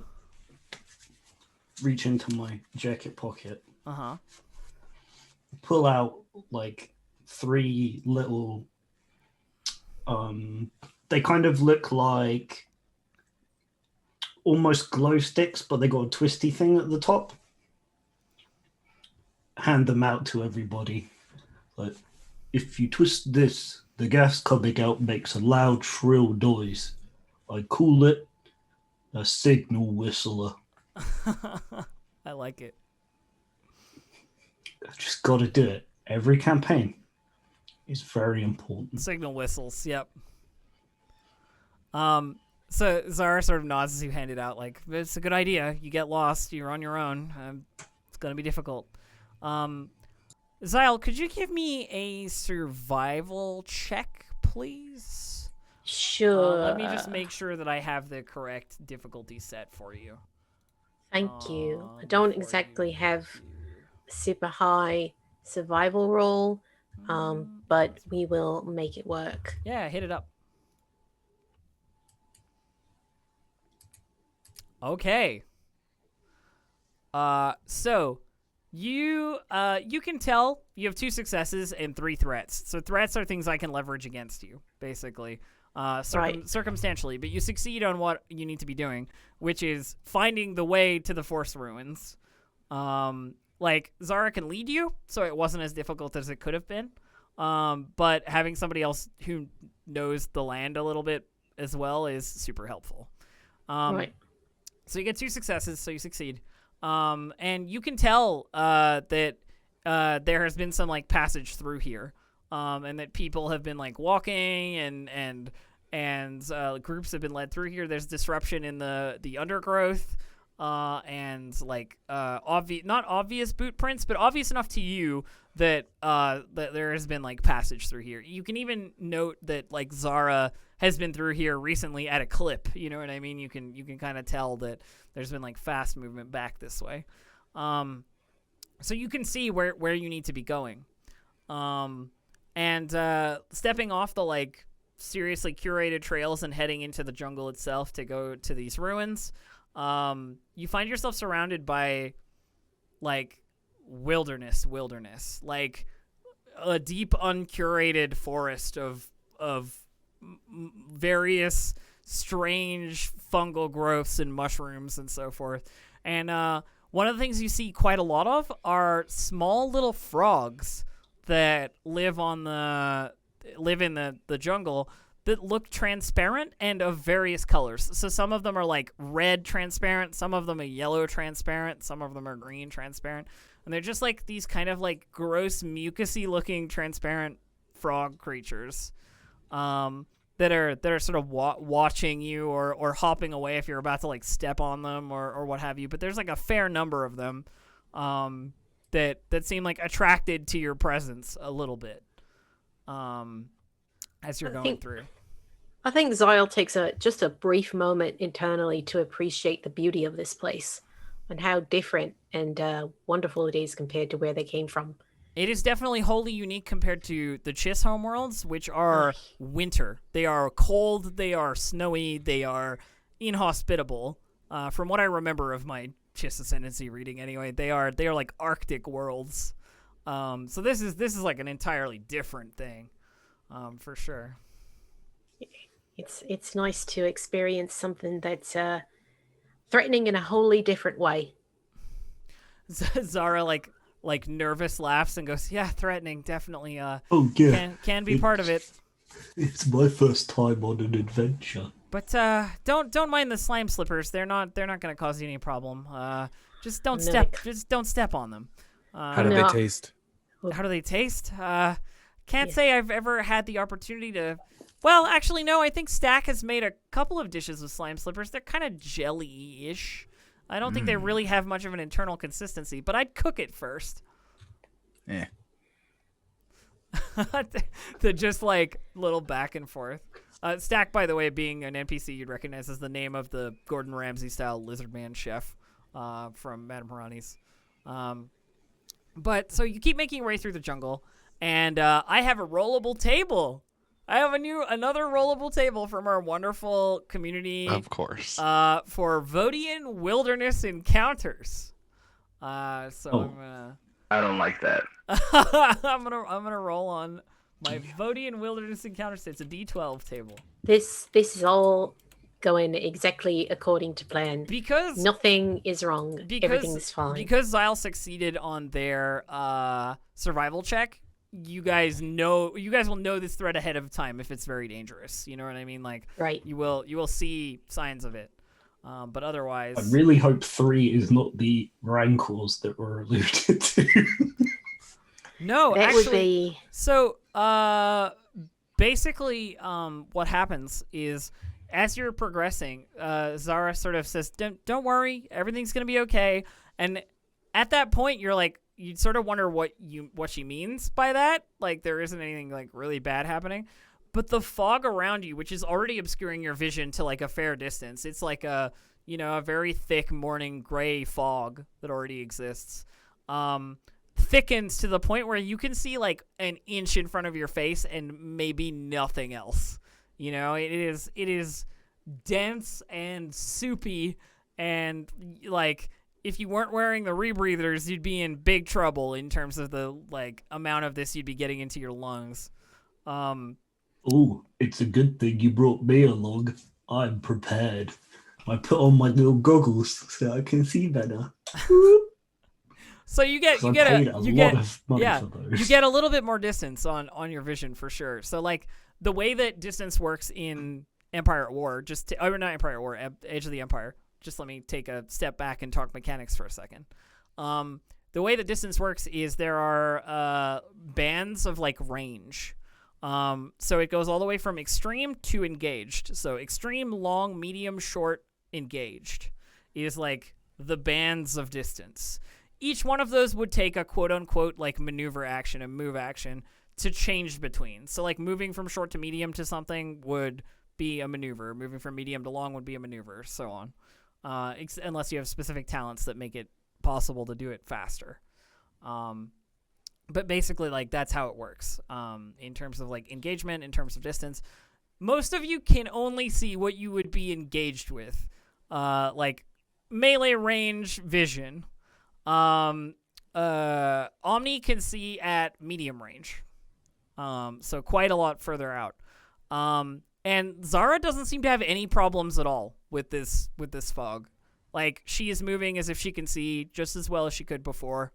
Like stepping through and like calling out to you, going like, you know, just follow my voice. It's okay. It'll clear in a second. It's just weather patterns, you know. And she keeps talking in like a low tone so that you have something to track her by.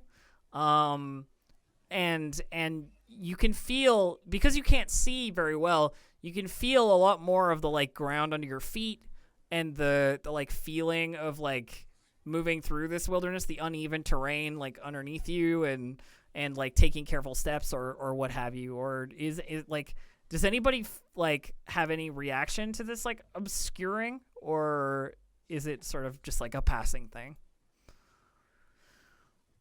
I'm gonna pull out my infra binoculars. Oh yeah, the red binoculars, yeah. Just kind of scan through. Yeah, the infra binoculars allow you to see through solid objects, so the fog, it kind of cuts the fog quite a lot. You don't see any threats, and Omni, you also don't see any threat, like anything that would be considered threatening out there. But you do. It's unnerving to know that your vision is like this heavily obscured, so to speak. Cool.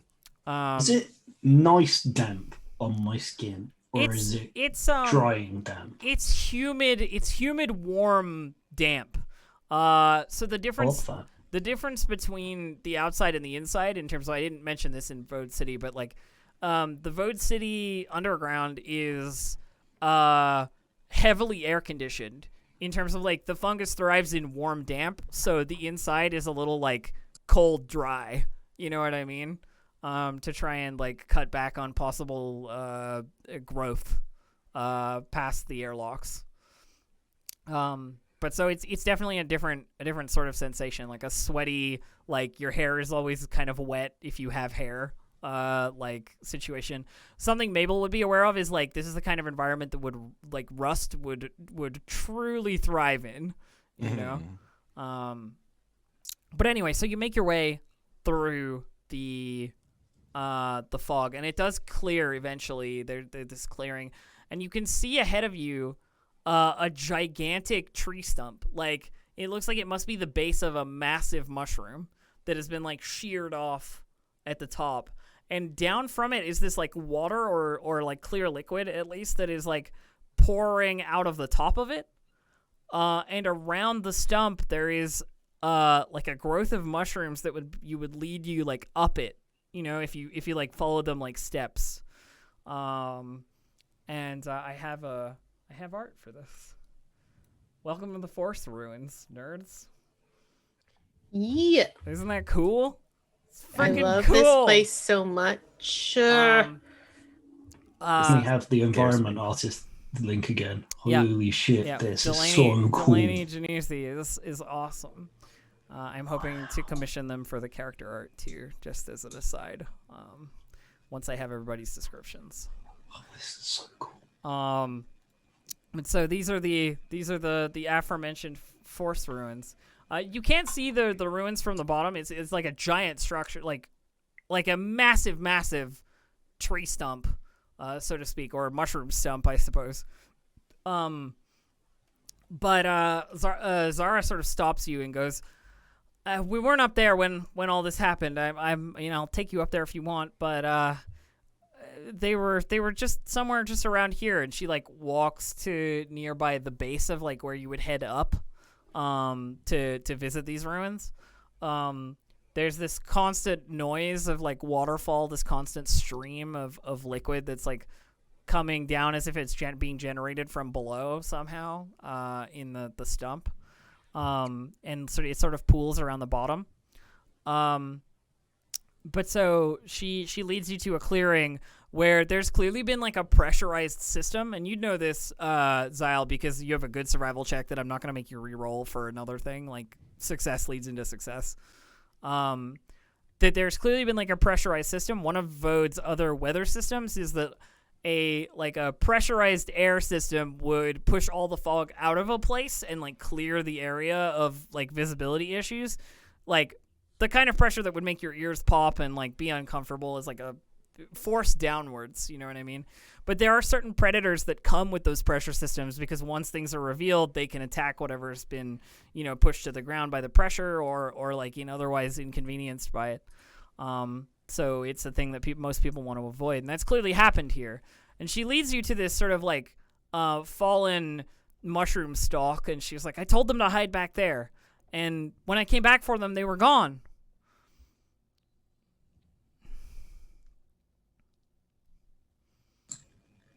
The footprints. They say footprints sometimes, baby. Let me.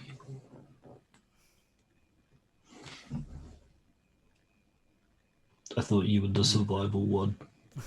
I'll do it. I if am. You like. No, I mean I'm happy to. If I can take a quick look around to see if I notice anything that's more out of place that she might not have noticed originally. The other thing that I will mention is that helping actions are a thing in this game. Mm-hmm. 2 characters can do a thing, and the way that it works is one character uses their stat and the other one uses their skill. So you can create more yellows by working together, if you know what I mean. Like, let's say Mabel has a computer skill of 2 and Zyle has an intelligence of 3. Together they make 2 yellows and a green, no matter which way you slice it, sort of thing. Like you can like put skills and stats of like helping individuals together in different ways. All right. How do you want to do this, Omni? If you're going to help me out here. So to make the dice pool, I only have a cunning of 2, and I have no training in survival, so I probably can't actually help. I mean, I only have a cunning of 2, and I'm not trained in survival either. But you don't see me worrying too much about it. Yeah, neither of you. Well, I'm a fringer. I'm not a scout, so I don't actually have survival. If you have a yellow, didn't you have a yellow in survival? Am I wrong? I don't. About that? No, it's in. Oh, you're right. You're right. It's in vigilance or perception. Perception is where I have my. Oh, if you want to look around with perception, you can do that too.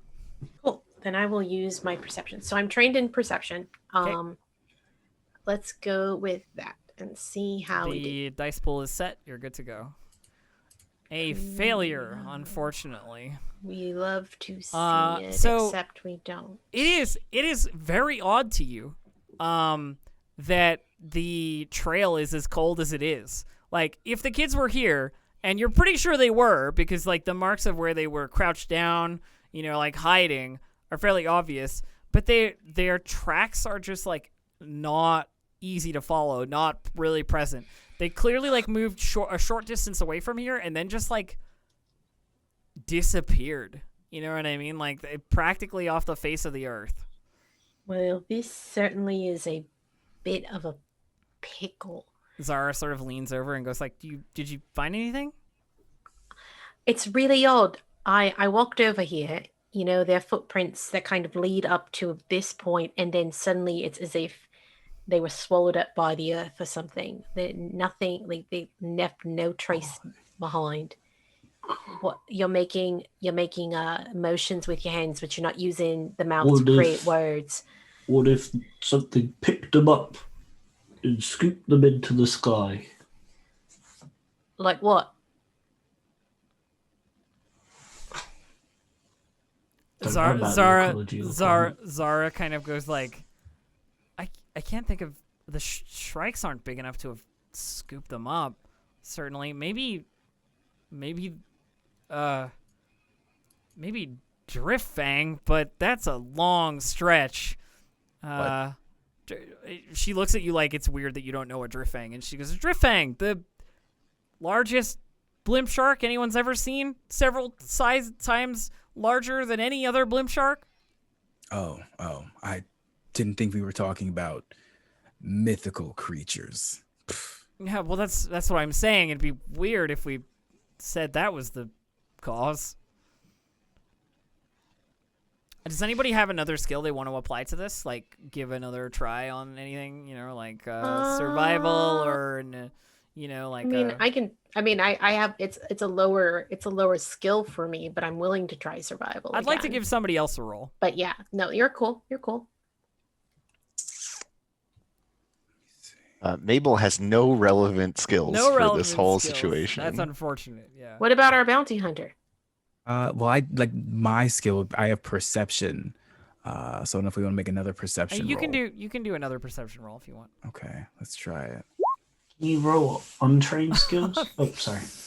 Yeah, you can roll any skill that you want. They have, That's still even if they have like all greens, it's still a thing, and that is still a failure, unfortunately. Oh my gosh. So you see nothing more than what Zyle sees of the footsteps.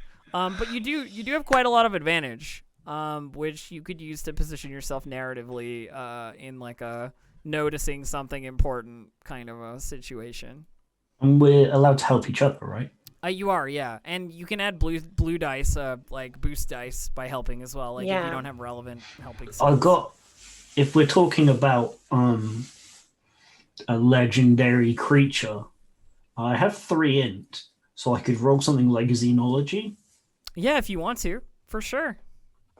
Would anybody be willing to help me out with some Xenology? Mabel would know the Vodian Xenology best of any of the player characters here.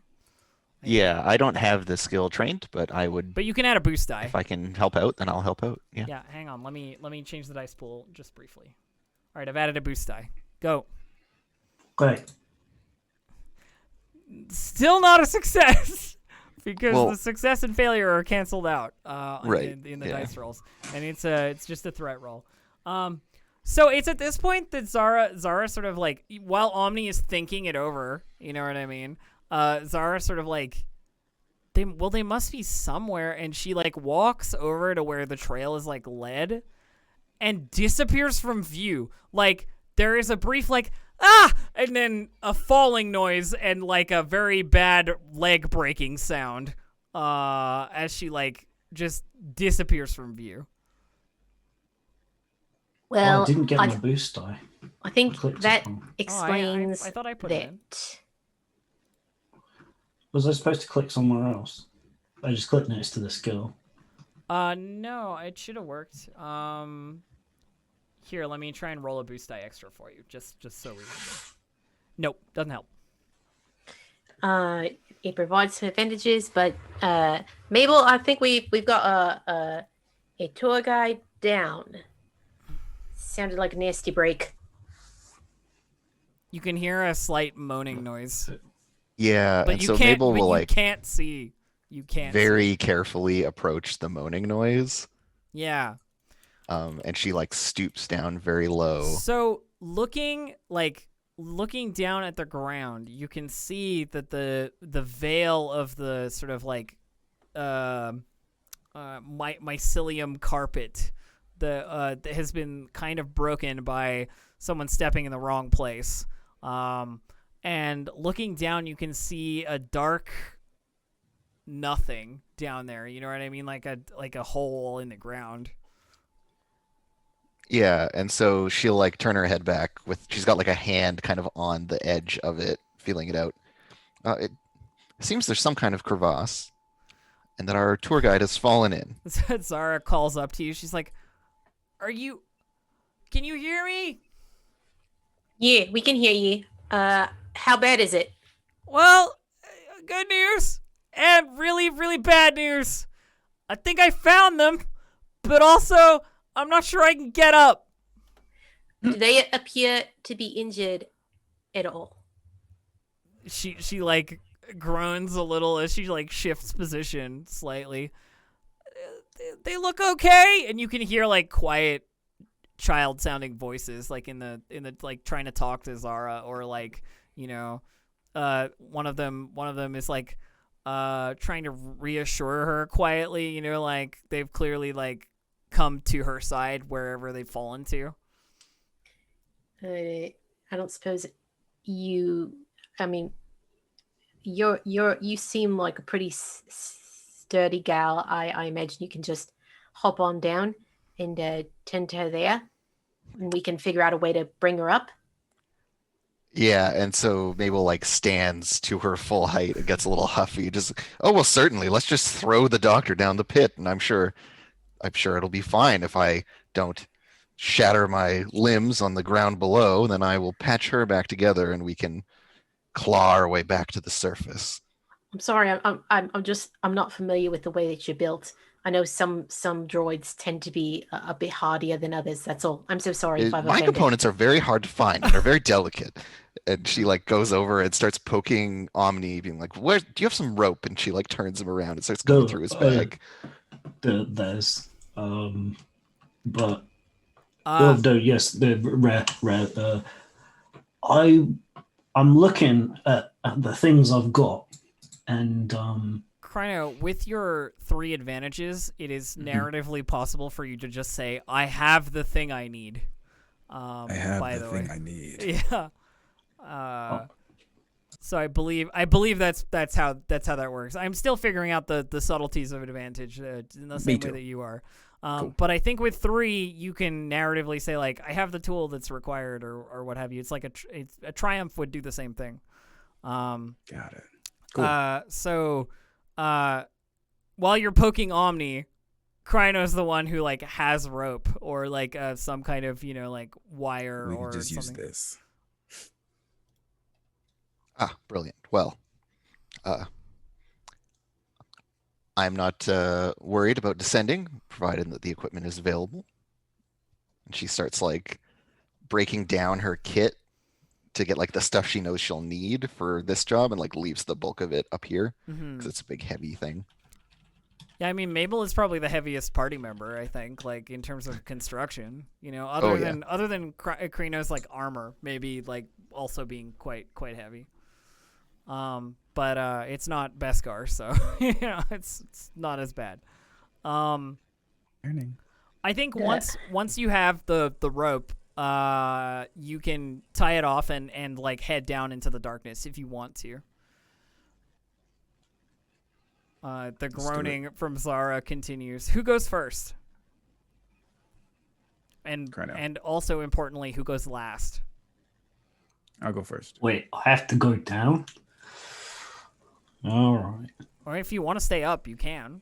But... I No, I don't think want to get eaten by a monster. yeah, I think Zyle's gonna go last. Okay.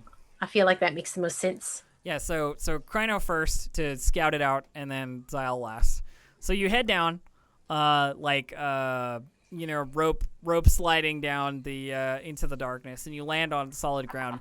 And looking around, Kryno, with your like the vision that's available to you in the light that is coming from the shaft that has been broken, it's clear that this place is some kind of stone construction, which is super weird for Vode. It's made of like a dark stone, and there are inscriptions on the walls, and you're in like a chamber, like an actually constructed chamber. It's slightly overgrown, and obviously like the fungal jungle is insidiously capable of getting into any space and like thriving in any environment. So there's a lot of like strange growths and stuff, but there are also like bioluminescent orange mushrooms and stuff that are like in some ways lighting the area a little bit. And you can see the prone body of Zara groaning with like a clearly broken leg. And the two kids are there. One a slightly younger boy and one a slightly older girl, like probably like 9-year-old and a 14-year-old kind of thing. And they're clearly concerned for their wounded tour guide. Like they are like seeing to her as best they can. But what can kids do with no supplies and a broken leg on the person? They're dressed in a way that suggests they're from like money from credits. You know what I mean? They have like a supremely starched kind of look to them with like gold like on the like gold embroidery on the edges of their clothing and like just like very sort of official looking, even though they're kids. It's like not very practical, but they definitely look like they're not meant to be out here, if you know what I mean. Yeah. Do they have rebreathers? They do. on? Yeah, they both have what look like the sort of Vodian basic do-it-yourself rebreather. You know what I mean? The like, if you don't have one, this is what we give you when you land, kind of thing. Mm-hmm. I don't suppose we know how much longer they're good on those things. They've been out here for at least a couple hours, so they probably don't have very long. Right. Like you'd have to hurry back to make sure that they didn't like breathe in any of the fog. If it's a worrying amount, would I be able to try and jury rig something that would share some of my excess oxygen and like pump it into theirs just to like stabilize the levels a little bit? It's definitely possible. What skill would you be using to do that? Like, how would you be doing that? Mechanics. Yeah. Scavenge things to do stuff. You will scavenge things. Okay. Let's not roll that yet. Just because we haven't like fully set the scene. We just had Krino come. Yes, of course. We just had Krino come down, and I assume the rest of you are following Xyle. You're last in line. Of course. Eye to the sky, making sure nothing's going to follow us down here. Actually, Eye to the Sky is an interesting point because you do see the shadows of several sort of human-sized creatures like float over above you. They look like blue purple patterned sharks, basically, with like gas chambers, sort of like on the biological gas chambers on like the side of them. But they don't bother you. They just like float on past as you're watching. This place never ceases to amaze me. More importantly. Yeah, so Mabel, as soon as she gets her feet on the ground, hurries over to our friend with the broken leg. Zara, yeah. And like leans down and to the kids just says, I am a doctor, so please give me some space. They step back. Shoos them away They are gently. clearly familiar with exactly the model of droid you are.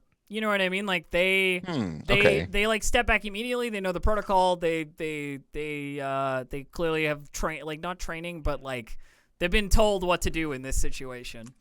That's sort good. of thing. Yeah, and so one of them refers to you as like, of course, MA. You know what I mean? Like we don't know your designation, but yeah, so Mabel just notes that in the back of her mind, like, yes, okay, they're familiar with Imperial medical droids. That's very normal, very good and normal. And I'm just gonna help out this person with a broken leg first and foremost. Yeah, of So course. I'm doing that. Like medicine skill or something. There is an option. Yeah, if you want me to roll now, I can do that. That would be great. Yeah, if you could just give me a roll. I believe I have the difficulty set correctly, but let me check. Let me no, I do just double not. check my Up. cool extra things here. Yeah, no, definitely. Something I learned, by the way, from my pal Rafidane, who is now a moderator on our wonderful Discord, is the skills that are ranked, Andrew, are you don't take them multiple times in the same node. You're capable of stacking the effect if you take them on multiple nodes. You only take one node ever. Right, so that shape isn't to indicate that you can tick it twice. It's to indicate that those stack with each those other. nodes stack with each other, either from that talent tree or from other talent trees that you could take them from as well. You know what I mean? Yeah, so I've got one rank of surgeon, which means that I always give one additional wound healed whenever I make a medicine check. Does anybody help Mabel like stabilize our dear friend who is clearly injured? I think I'm starting on my project, so I won't be able to. Yeah, you're doing the rebreather jury rigging. Yep. I would help. I just don't know if I have anything that can technically. You can add a boost die just by being like attentive, handing them the right Hand stuff. me tools I'll and do stuff. that. Yeah. Exactly. Here you go, Great. Doc. So I'll add that. Added. Okay. You should be able to so click, now I will click make medicine. my roll. Yeah. The Medicine. surgeon edition. I don't know how. What does it add again? Andrew? It's an extra wound recovered. Oh, okay, an extra wound recovered. Okay. So you're wildly successful. There's a threat, but there's not much I can do with one threat. Other than give you Mabel a point of strain. Oh, sure. I'll take a So strain. like this is an emergency medical procedure you weren't planning to have to do. So that's a little bit stressful. So you take a point of strain. While you're tending to this lady, and you get her bandaged up and like splinted basically. But yeah, like set the bone. But there is absolutely no way that she's going anywhere fast right now. She can get up and like lean on you, but there's no way she's going anywhere quick. And the kids are watching at this point, and they go like, the girl who's older goes like, is she gonna be okay? Well, I have attended to her leg. Whether or not we will get out of, and Mabel like looks up at the hole in the ceiling. That's another matter entirely. Yeah. So again, looking around the chamber, it is probably part of the ruins. You know what I mean? Like if you had to guess what it was, it's probably part of the ruins. But like nobody has talked about there being underground chambers or like any of this stuff before. It's clearly not like thoroughly explored, or off the beaten path enough that it's just not available to the general public for consumption, quote unquote.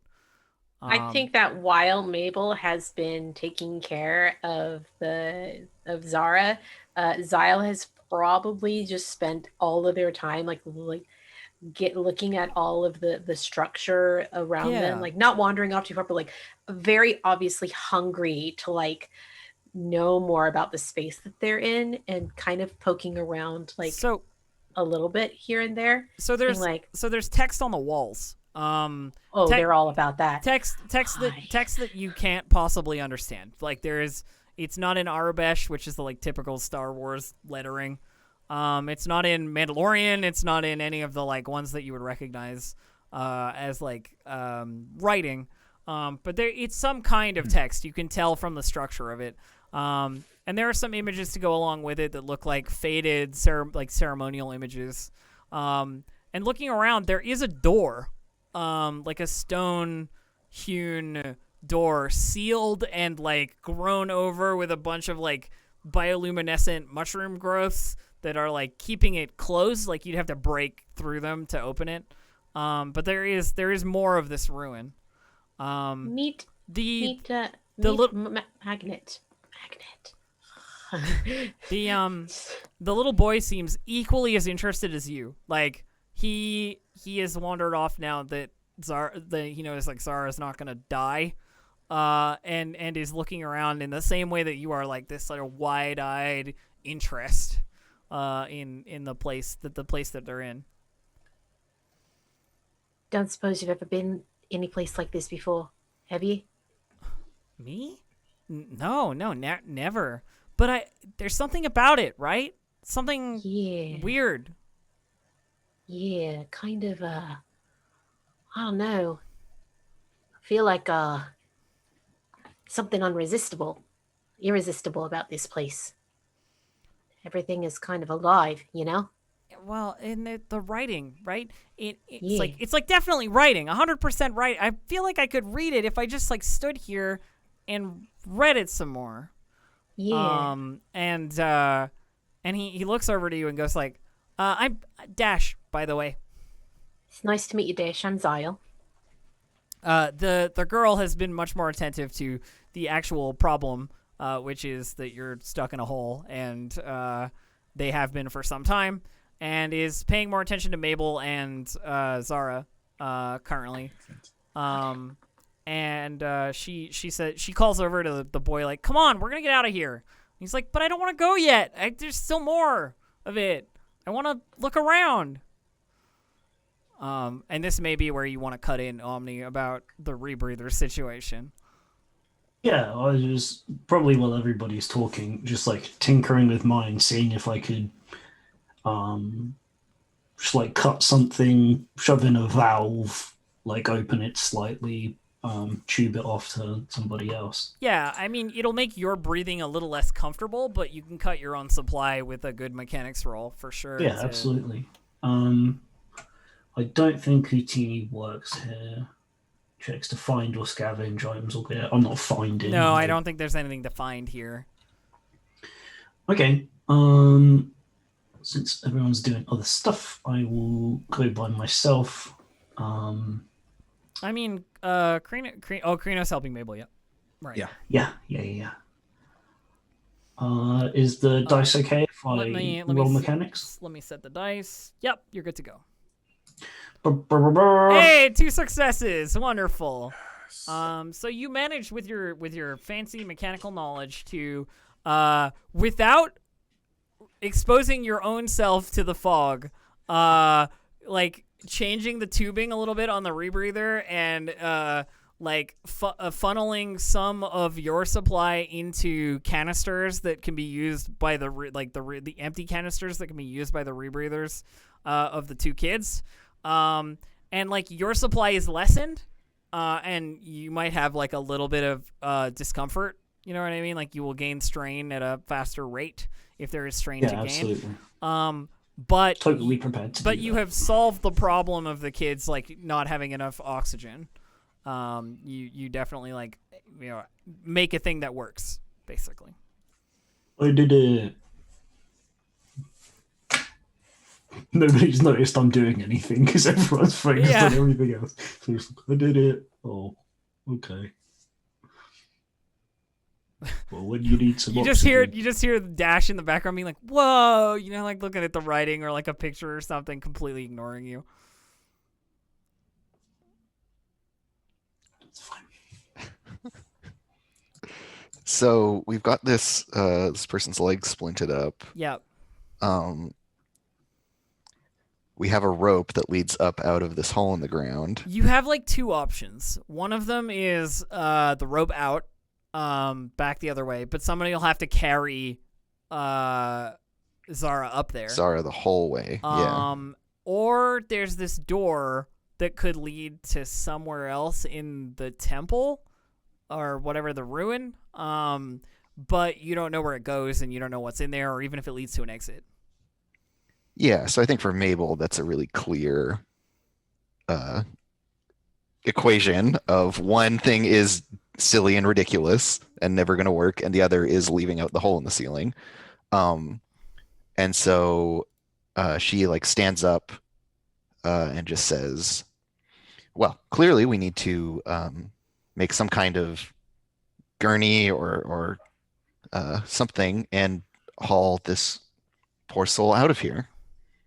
She's not going to make it walking on her own. Someone will need to carry her. And if we could attach a turning, then we could mechanize it and carry it further. Yes, I could definitely do that. We could just Look, tie I it to also- my back. Sorry. That may aggravate the injury, Eh, Mr. Crino. worth a try. I could just sedate her a great deal, and then she would go along with basically anything. You certainly could. She seems game to get out of here, though. You know what I mean? Like she's gonna go along with the plan, if there is a plan. The kids, I mean, the girl looks like she wants to get the hell out of here. Like it's dirty and gross, and she has her nice, her nice clothes on, and she doesn't want to be here. The boy is much more like. It feels like he wanted to be here, you know what I mean, or like made his way here on purpose almost. He keeps saying things that are a little disjointed in terms of like that he might be able to understand like what this place is or why, and that he wants to like look around more, And he makes these assertions like fairly in the only fairly aggressive, completely heedless of other people way that a privileged 9-year-old can make. Classic. You know what I mean? Privileged, force-sensitive 9-year-old. I mean, maybe, yeah. Yeah, I think Zyle is overhearing the imminent "let's get the hell out of here" conversation, and like they're kind of like very deeply torn. They know they need to get out of here and do the job, but they're also just like door with vines and cool language that I don't know and all this stuff that I can explore. Yeah. I suppose we can always come back, right? Zara kind of says like, I didn't even know this place was here, like down here. We'll definitely have to come back. I have to tell people. Before you tell them, I mean, it would be nice to have, finder's rights, the opportunity to kind of look at it before it's swarming with tourists. She kind of looks down at her broken leg like, yeah, finder's rights. Well, I'm not going to be out here for a while. But now we're leaving with my ingenious invention. Just let me find some bits and pieces around here. So you're looking for stuff to make a gurney with, Dave? Is that what Sure am. All right, yeah, scavenge it up. I'm willing Awesome. to help. Yeah, would you like a perception first and then a making, or like a just part of the making? And I can Just use do part of my the making. We'll use Utini as part of it. That may be 2 ranks of Utini. that may be different in other circumstances, but in this one. So what does Utini do, Dave? Utini removes 1 black square, which I imagine is It's a negative circumstance. a negative circumstance, per rank of Utini from checks to find or scavenge items or gear. Okay. And such checks take half the time. And I have 2 ranks of it. All right. Hit it up. And I'm getting a boost from Zyle. You Sounds are. like- Boost die. I'll put it in. I'm happy to help boost. It is in. Rock and roll. Boom! shit. And a triumph. You absolutely, 3 successes What and the a triumph. hell? you absolutely No. nail the hell out of it. So much so that it takes you like almost no time at all to be like, that particular moss carpet will hold weight, and these like stone, scraps or whatever will work as braces, and like you're very quick to just like be able to assess everything around you and like bring together a fairly functional gurney like right away out of like basically garbage. And if we attach this here to the rope and Oh, we yeah. push I this see what button, you're talking it about. will bzzz. No one even has to hold it. Yeah, and that can be the result of your triumph for sure. Like circumstantial benefit that you wouldn't otherwise have had. Yeah, It's pretty nifty. that's what I'm all about. So you're trying to I assume you've got like some clasps and clamps of your own to like attach it to the rope and run this mechanical situation. Yeah, I have like spare one of the like back wheels of the mouse droid from the from the place. Yeah. And that's why it keeps crashing into things. Oh, So I was like, oh yeah. And I'm okay. using that as part of the thing that will You forgot to attach the wheel back on. All right, cool. Yeah, so I think with that amount of success and that triumph, like you managed to get this sorted out, and the gurney works as it's supposed to, and Zara is lifted back out of the hole. The rest of you are capable of climbing. But again, as I said, the 9-year-old kid, the boy Dash, doesn't seem to want to leave. Zyle understands. Like Zyle kind of kneels down next to the boy and is also looking at the door covered in vines and kind of leans over with their hand on their chin. Listen, I definitely want to come back and take another look at this, but I'm pretty sure you have a mum and a dad who would really like to see your face. And it's not going to happen if we stay down here. And they're probably going to be a bit more inclined to let you come back if they know you're going to be safe. Can you roll me something like Sure. talking check? One of your talking checks. Cool. Yeah, let me see. Which one do I got here that would be good? Do. I've got negotiation. I've got coordination. I mean, I have a fairly decent leadership role. You probably want charm in this circumstance. Yeah, my charm's not bad. I don't have a rank in it or anything, but it's a decent role. Yeah. You're just naturally charming. Let me Let's see how we go. Wait, I gotta set the Oh, dice so pool. sorry. I'm so sorry. I'm good now. All right, I'll try that again. I apologize. Yeah, roll it again. Failures, unfortunately.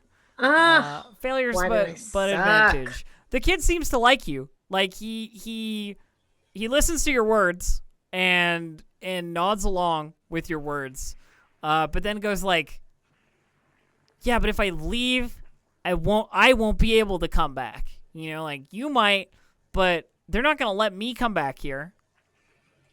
I mean, I can always put in a good word. They'd probably be fine sending you with someone they know can take care of you. He But- like moves away from you and starts like scraping at the like door where the fungus is like overgrown it to see if he can like open it up. And Zyle kind of, sighs, and their head kind of hangs because they don't want to do what they're about to do. And they walk over to the little boy and they pick him up and they kind of toss him over their shoulder and just head towards the rope to climb up with them. You're gonna try and like grapple the kid. Yeah, Okay. Can you give me a brawl roll? this will go really poorly for me. Likes you Little now. kids. Hang on, Yeah. I'll set the difficulty. There we go. Are you ready for me? I'm ready. Oh God, this is gonna go real bad. No success. You are fighting this kid to a standstill. You like try and grab him. He's like, "Get off me!" And there's like this tussle where neither of you is like really winning or losing, but it's clear there's like a little bit of a scuffle. Anybody want to do anything about that? That isn't Zyle. I could use a little bit of help here. The boy won't leave, and we can't leave him behind. His sister is like calling out to him, like, "Come on, we have to go. Stop making trouble." Like just generally being a little more reasonable. I'll let you shoot a blaster if you come with us. He looks up at that like, "What?" Boys and their guns. He like pauses in the wrestling that he's currently engaged in with Zyle and like puts his hands down and goes like, "For serious?" Yeah, why not? All right, deal. Like deal. Like, yeah, that sounds good. And like he goes over to you like, "What blaster are you gonna let?" He's already like interested in the idea. Like, what blaster are you gonna let me shoot? Like looking up Got a at heavy your gear. pistol right here. Cool. He like nods as if he knows anything about blasters, but he clearly doesn't because he's just a kid and like ultimately very privileged. Fires real hard, packs a punch. Oh my gosh. Tuscan Raiders don't stand a chance. He like gives you like the widest, beamiest, like thumbs uppiest smile that you've seen from like a human kid in a while. Like, this is gonna be sweet, this is gonna be awesome. That's what we call a foundling. Yeah, he has a family, so not really, but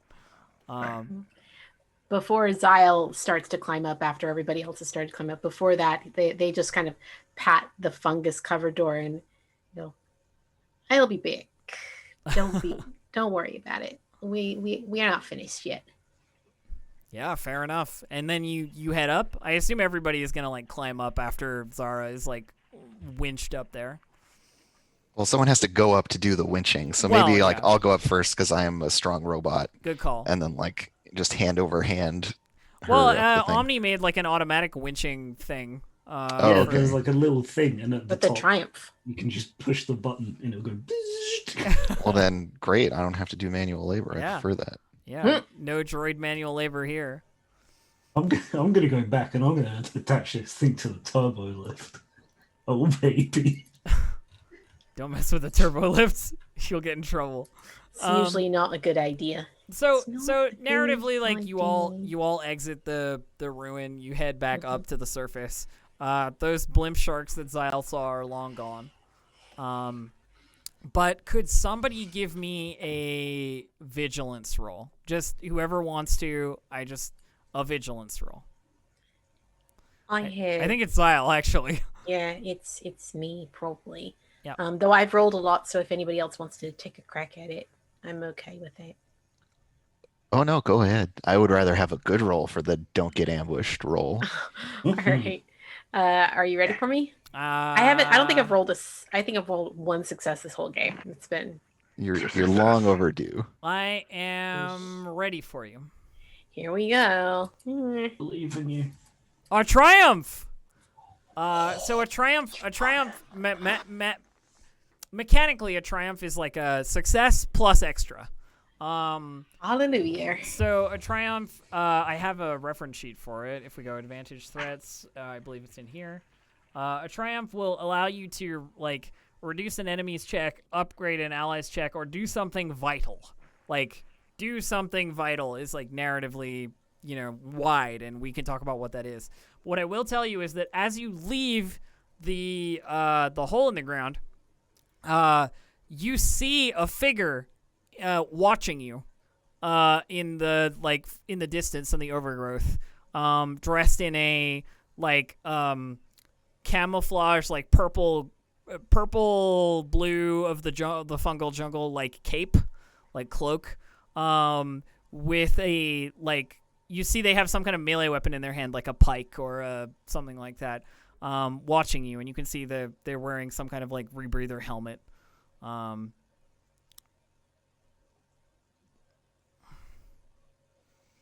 A little bit of a chill goes up Xyle's spine. We should get out of here. Quick as you like. Why? Something's watching us. Good. Shock. And I think a narratively appropriate vital thing here, Xyle, would be that you can cover your tracks when you leave or something like that. You know what I mean? Like you can ditch this person in a narratively Let's appropriate go way. this way.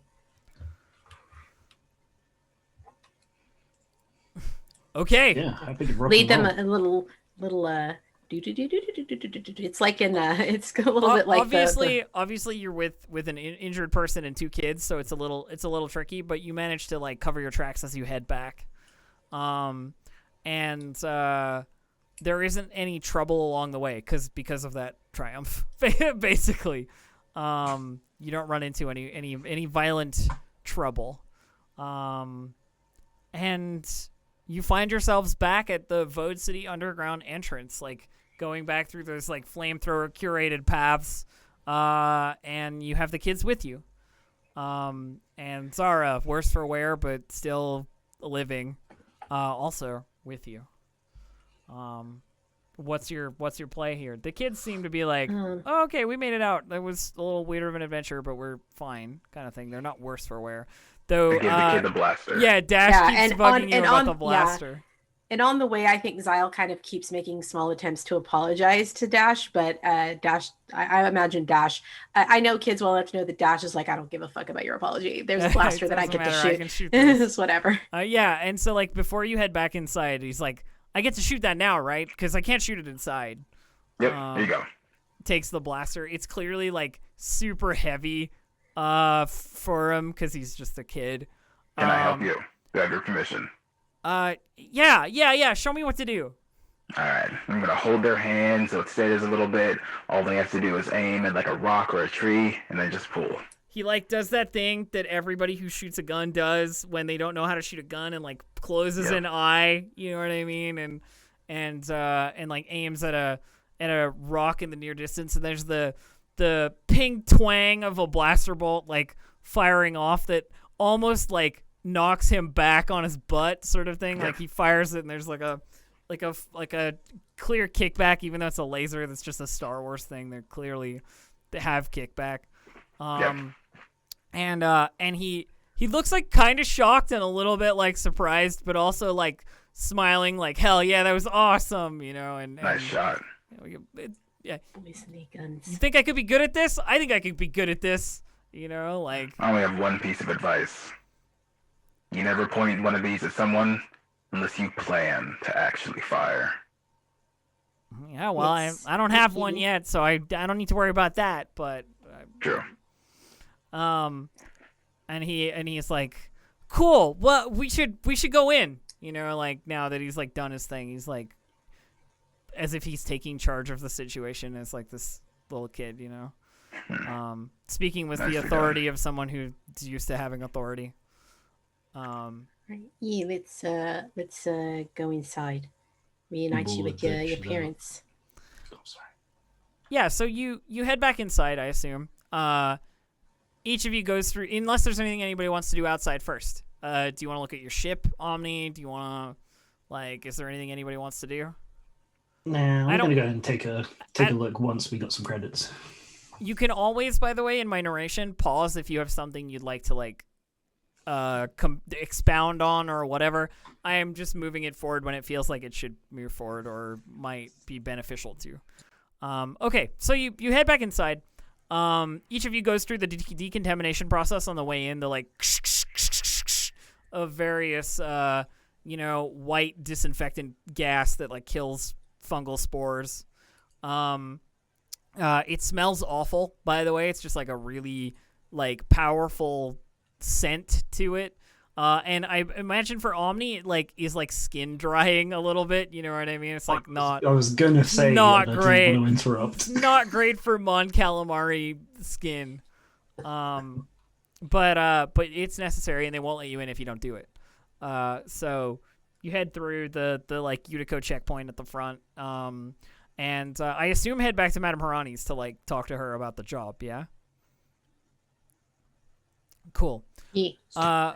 So you head back to Madame Harani's, and when you come back, she's, as she always is, being a good hostess as much as she can, and she sees the kids come with you, and then she like her eyes move to Zara's like broken leg, and there's a little frown, but she maintains her poised positivity mostly, and says like, wonderful. I was hoping you'd be back soon. I see you've succeeded in retrieving the tour group. We have. They seem none the worse for wear. We got to them just in time. Their rebreathers were starting to run a bit low. But No everything appears. Yeah, we had the right person to make sure they'd make it through okay. Your tour guide got a little injured on the way, but also got fixed up. Lickety split. Dear Sile, she's not my tour guide. She's her own person. But thank you for taking care of her if she did get into trouble. That payment that I offered you, I'll take the kids into my custody for now and have them reunited with their parents shortly. But yes, the payment. And she pays you out each 500 Utico trade shit. Which That's is as like much as we got at the start. equivalent to the Imperial or the credits prices in the book. Like, it will get you as much on this planet, but it is fairly useless elsewhere. It's good for Utico related places, but Use it on the station above. Yeah, it'll work on the station too. The button, yeah. Sweet. Yeah, they probably have an exchange. Yeah. She hands you each it's like a data stick that has that amount on it, basically. Like the way that Star Wars money works is like mostly in credit chips. And she says, don't spend it all in one place. I hope that you'll be back for more work that I might be able to provide for you. And knowing that you work well together, well, maybe that opens some things up. I mean, I guess we were well together. We were only together for like a few hours. I mean, I find them to be fairly decent people. Are we all friends now? Friends is a word, but I'm not sure it applies just We yet. went on an adventure together.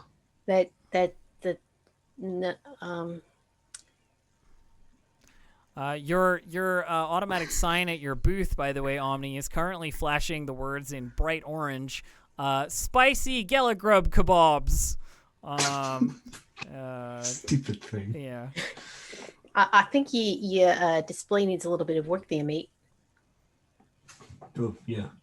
And I immediately get distracted and walk off from like the rest of the group. It's like, yeah, you all work well together. And as soon as something happens, I'm just like, whee! Yeah, just off to fix your sign. I relate to that. Mabel, I feel like I should apologize to you for making assumptions about your capabilities. I'm very sorry about that. And Mabel like kind of looks around a bit, like, is everyone else seeing this? Someone's apologizing to her, and just says, quite all right. But anyways, and like takes her patient and kind of plops her in front of Madame Pirani and just says, your friend is heavily sedated. And then just like leaves her there. She gives you her customer service smile and says, I'll make sure that she's found a room for her. And she gestures to like a girl nearby who she refers to as Bree. She's like, Bree, could you take her to a room, just rest for a while, and we'll make sure that she's good to go.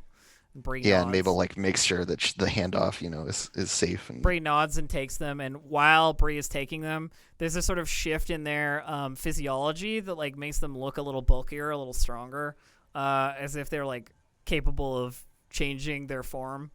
That's dope. Like scoops them up and brings them bodily to a room. And I think that's, unless there's any dialogue anybody wants to have post mission with either NPCs or PCs or whatever, I think that's where I want to end it for today.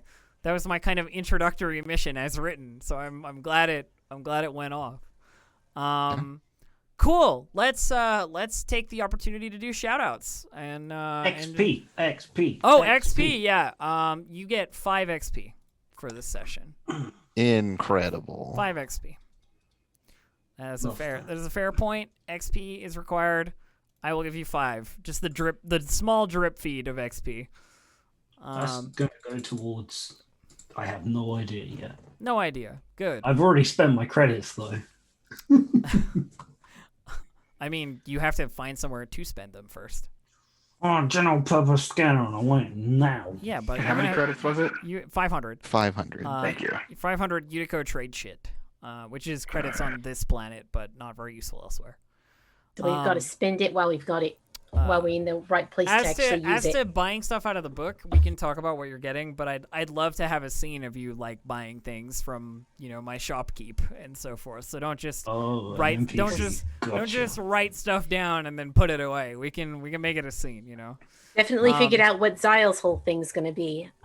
Oh boy, you showed me shiny thing to explore. Here I am. Yeah. I thought somebody would attach to the Force Ruin idea, so I wanted to get it in there early. Me. Let's do shoutouts. Shoutout time. Why don't you start us off, Dave? Thank you all for joining us on the first episode of A Desperate Gamble. It was sick as hell. I had an awesome time, and I was like so immersed, and in like the art is so cool, and it gave me like such a clear picture, and it just helped me like think of what my character was doing and what they thought was interesting. I'm really excited to play Omni Brogbo more, especially because I love saying the name every single time. If you'd like to follow me, you can on Twitter at Dave_the_human. And I did, for once, fulfill my promise of putting up a tiny TTRPG design project. I thought it was cool, by the way. Thank you. Yeah, the switch weapons. Switch weapons for 5e, Monster Hunter style. Change that axe into a sword, or that sword into a shield, all that kind of cool stuff. It's awesome. Gabe. Go, Gabe. Hello, you can find me at Gabe James Games across the internet. I'm the in-house game designer for Roll20, so there are plenty of things I'm working on behind the scenes. Thank you again, like Dave said, for joining us on A Desperate Gamble, because there is going to be plenty more chaos. I hope so. I have no doubt about that. We missed the combat encounter because of some good rolls, Krino, but I had a combat encounter in there for you, I promise. Oh, that's fine. Aki, give us the next.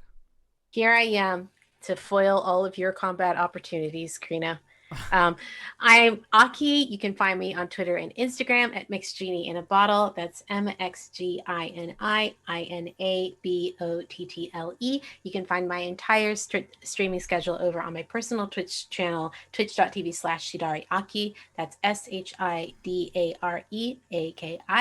And I'm really excited to announce that just this past Wednesday, another D&D campaign that I will be in was announced that will be starting on March 20th called Let's Get Wildmount, where I will be playing with Dungeon Master Gil the Blogsmith, otherwise known as Don't Fuck Me Gil, who makes the really cool steel D20s, and a bunch of other really awesome Critical Role like cosplayers and BNFs. It's going to be a lot of fun.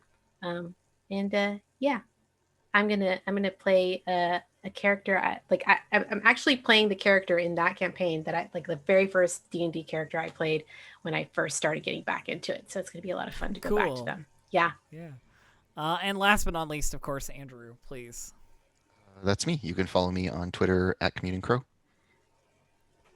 Is that it? Is that the whole thing? Okay. No big plugs. I just wanted to know. I just wanted to know if there was anything else. Andrew is a super cool person, and you should follow them on Twitter. There's me, of course. I'm DistractedElf. You can find me at twitch.tv/DistractedElf or on Twitter at DistractedElf. It's almost a guarantee that after this show, at some point when I've had some dinner and settled down a little bit, that my partner Siobhan will want to play ranked League of Legends until midnight again. So we'll probably be doing that on my stream right after this, whenever after this. Other stuff is I run the D&D game over on twitch.tv/D&D for Roll20, the Rime of the Frost Maiden, with a lot of the people in this call. And if you want to see what I do for Desperate Gamble behind the scenes, I run a GM stream every Thursday at 1 p.m. here on Roll20 Apps channel. So if you want to get in on the, where are the rollable tables coming from? Where are these NPCs being generated and stuff? You can do that on Thursdays. The other thing is that we have a Discord for Desperate Gamble specifically, a cool Discord that you can join if you want to help generate stuff for the world and, talk to me about stuff that we can look at and yeah, just generally hype about the show as well. It's a cool place to hang out. Also, if you liked what you saw here today and you're thinking to yourself, you know what, I could run a Desperate Gamble, I could write a VOD, you might need a group and a place to do so, and Roll20.net is a fantastic place to do so. So sign up for free at www.roll20.net. It is completely free, and the benefits of Roll20 are that you are less likely to contract contagious illnesses from the people that you play with because they are at a vast distance. So, do that. Play on Roll20. Join us for some Star Wars and tell me about it in the Discord. And I will see you folks later. Have a good one. Thanks for coming to the first episode. I was so nervous. But you did such a great job. It felt like it went good. Yeah, it went really, really well. And now you have a little Chiss explorer obsessed with learning more about the Force. Roll20 will not give you Fungal unless you want it to. Okay, we'll see you later. Have a good one. Bye, friends. Bye.